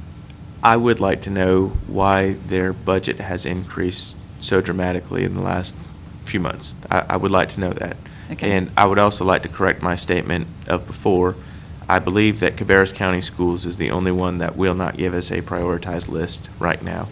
Cabarrus County, Kannapolis City Schools, when I look back through the fall retreat information, did give us that, and Rowan County Community College did give us a specific list of the costs allocated with each project, and I had misstated that earlier, and I want to make sure that I had restated that. But Cabarrus County Schools, I've asked them for it. I asked them in the meeting, what are your budgets for these things? And they would not tell me, and they have not told us since. So I don't have any ability to make any decisions on their projects. Okay. So that's the information we need from Rowan Cabarrus Community College. Okay? Anything else that you need from them? Okay. Now, we do have Kannapolis City Schools here. We do have their estimated list. Okay? In addition to this list, is there additional information that you need from Kannapolis City Schools? Or is this enough information for you to give some direction to staff with? You're good with this list? Are you good with this list? Okay, so we're good with this list. Okay? We'll see where the conversation goes, but we're good with that list. Okay? We're prepared to give you anything that you'd like, and we'll have people at that meeting as well. Okay. And I want to say thank you, for the information that we've received, and it's been consistent, for a number of years. It's been consistent. So thank you for, helping us do our job and make our decisions. Okay, so from Cabarrus County Schools, if I am hearing correctly, let's see if I can just make this as simple as possible. We do have their request. We would like for them to consider, which they will be meeting on Monday, so they would have a chance to be able to have a conversation. We would like for them to consider the projects that they have presented to us, and that we need to have specifics on we need dollar amounts attached to those projects. 2 days before. And we need it, yeah. 2 Now, days Madam Chair, I think they're meeting tonight. I think they are that's meeting why in they their work left. session tonight, but then they will have their regular business meeting next Monday. Oh, okay. So it could be, let me ask you this. I know it's, not perfect in 2 days, but if we get it Tuesday morning, because they're not going to meet till Monday. We're Right. going to tell them today, they're not going to have a conversation as a board until Monday night. So they might not be able to get us some information until Tuesday, before 12 o'clock. Yeah. I think, if our meeting's on Wednesday evening. Wednesday afternoon. Yes. That would be fine, but if it's 12:01, then there's going to be an issue. So 12 o'clock We're going to let them know. on Tuesday. They need to have it And to I'm making that very staff. clear. Yeah. Okay. I heard you loud and clear. Thank That's you. why I'm repeating it. Right. That we want information from Cabarrus County Schools no later than noon on Tuesday, if we can meet next week. If we can't meet next week, we're going to have to look at our schedules and come up with a different meeting time. And you want okay? that list to be, what are the projects in the 60 million in the resolution? I don't care what the projects are. I want to know, well, I Well, you do do. care what the projects are, but I want to know specifics on the projects, the dollar amount attached to it. So if they take Mount Pleasant Middle School off, that's fine. Or let's say whatever. that they say they need, Right. I don't remember a number, 20 million for Mount Pleasant Middle School, and we haven't put Right. that much aside. We could do the math to figure out if Right. there was a difference and if it would be bond-related or Right. cash-related. Whatever their list is. That's what, we just want I their want list. details and dollar amounts attached to it. And you would agree that the list and the dollar amount would not be more than the 60 million that they already asked for? We don't want them coming back with 100 million. You never know. Yeah. You No. never know. No, With the- we're giving instruction at this point in time that they've asked for 60 million. We need to have, I mean, they came with the list before over 200 million, so, but I understand what you're saying. but your intention would be that it's not more than the 60 million that they have. That's fine. They have specifically asked for. That's fine. We'd rather have that 250 million than say they need that. I would like to make sure that when our staff makes a phone call on our behalf tomorrow, that they can be as 250 specific million. as possible. Chairman Poole, I would like to add one more piece of information to that. And I'm going to wait for Ann to finish speaking with Mr. Cordell. I'm sorry. Oh, no, you have the real important information. You speak all that you want to, Mr. Cordell. I would like to know how each project impacts their capacity within their school systems. I would like to know specifically what they are building in terms of capacity on each project. And if So it's a like remodel. If it's a school, how many seats, and if it's a remodel, how many additional seats? Yes.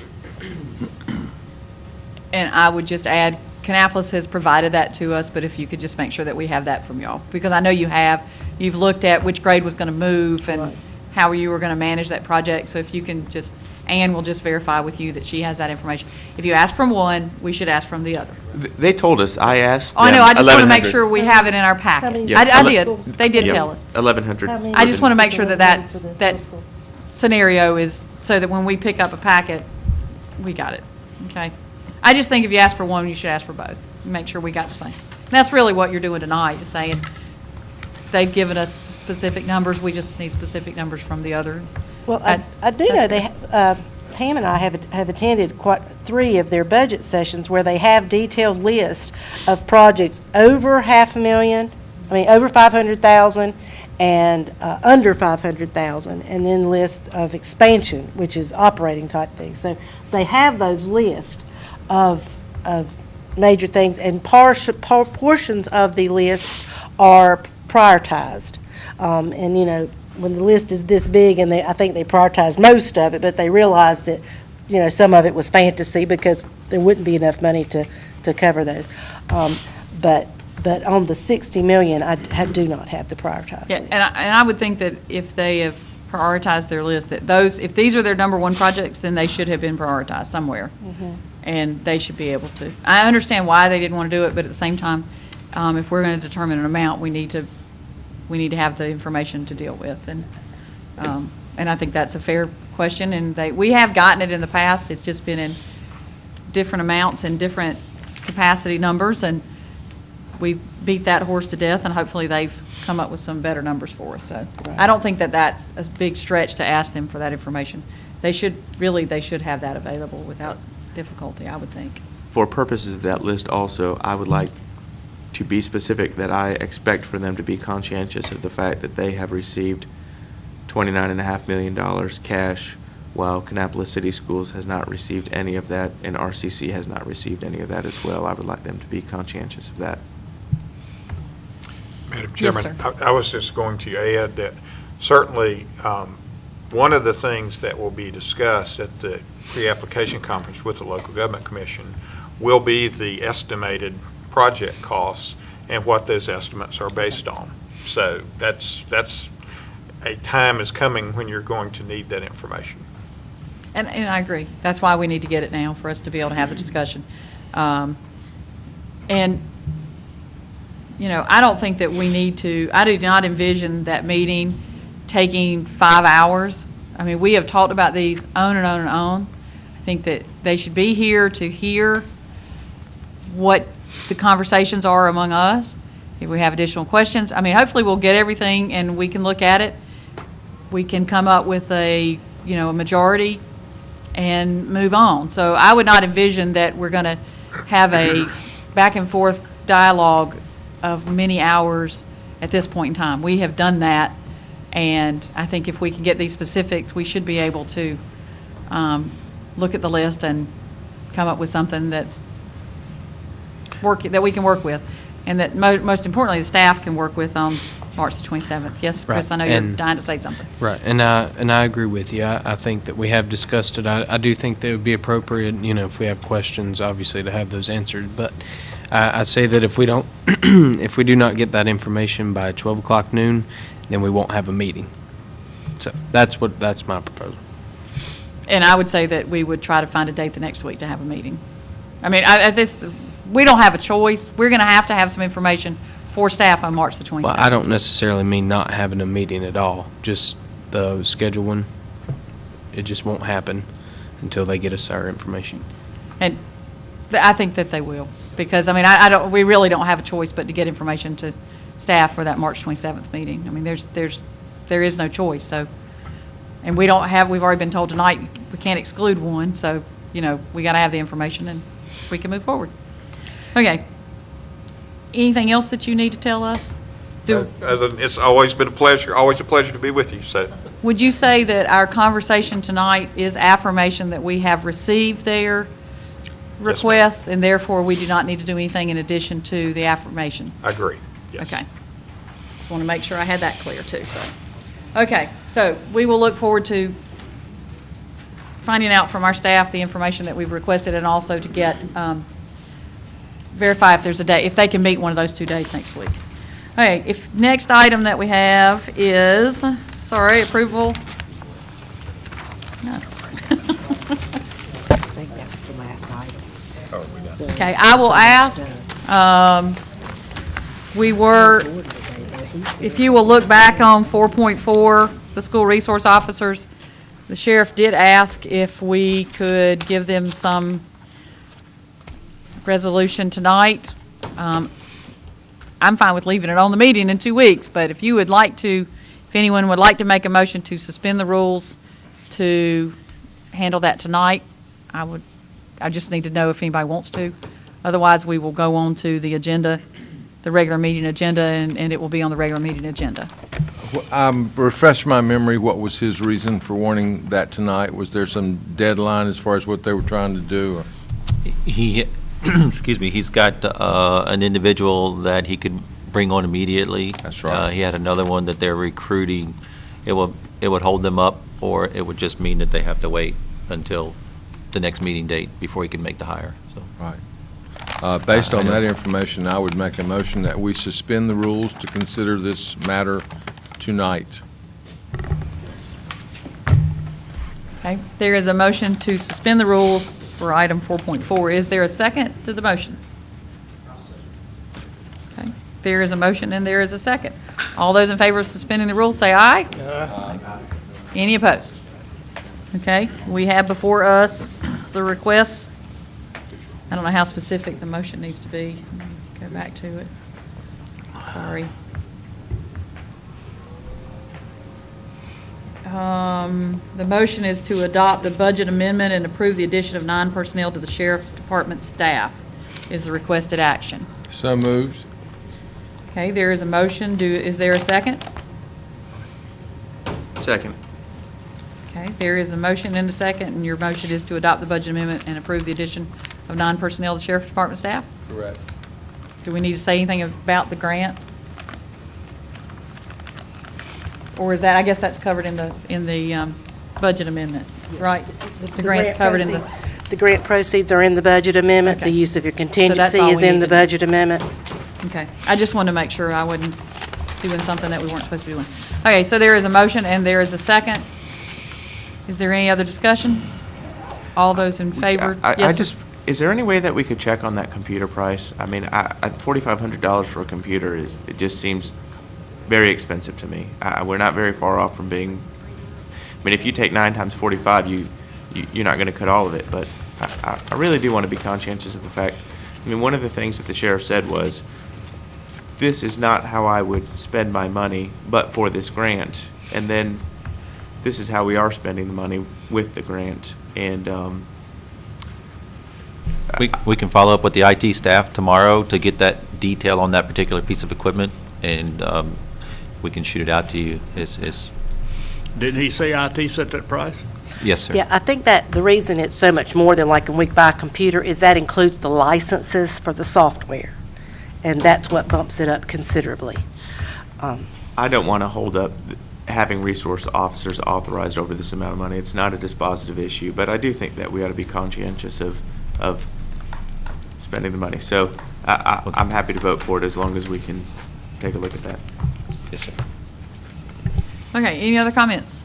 Okay, we have a motion, we have a second. All those in favor say aye. Aye. Any opposed? Okay, motion carries. Okay, if you will now look at the agenda, the proposed agenda, we will need to make a few changes.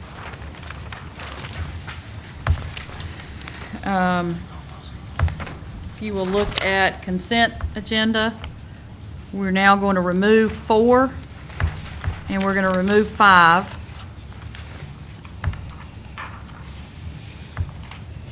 And 1, because we already took care of those. Okay, so we would have 1, 2, and 3. You can renumber them. You're in the same order, please. New business, we will still keep the discussion of the bond referendum and hope that we'll be able to have a meeting next week. And then we can finalize it but take action at the regular meeting. Okay. Are there any other changes that anybody sees that I missed? Yes? Megan and I were just sitting here talking about this concept of not having a set meeting time.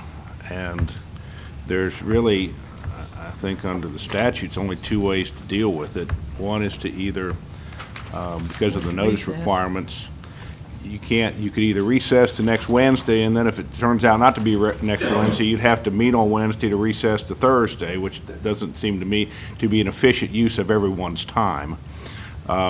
The other would be, we just treat it like an emergency meeting, which I think the grounds for that, under the circumstances with the deadline for the pre-application meeting with the LGC, would create the proper circumstances. But without there being a specific time to set it to at this point, that might be the only option that you have. Okay. Well, hold on that thought, because we're not ready to do that yet. On this agenda with the changes, is that good for everybody? Okay. So let me have a motion to approve the regular meeting agenda as amended. Motion second, all those in favor say aye. Any opposed? Larry seconded and Chris made the motion. Okay, now, we do have, sorry, I apologize. Phantom voice from behind the door hollered at me for not turning on my microphone. Okay, Chris made the motion, Larry seconded it to approve the regular meeting agenda as amended. Repeating that for the microphone. Okay, so we're going to go into closed session, Rich, and then do you want us to, how do you want us to handle that, or do you want to tell us when I can say the intent when we come out of closed session is to make a determination. It could be while we're in closed session, we can get someone to call and see if somebody at the Cabarrus County Schools would answer, or Rowan Cabarrus would answer. I don't know how long closed session's going to take. Well, we could try that. I mean, if we get some affirmation from them that they prefer one date over the other, then you could simply recess it. That would take care of it. Okay.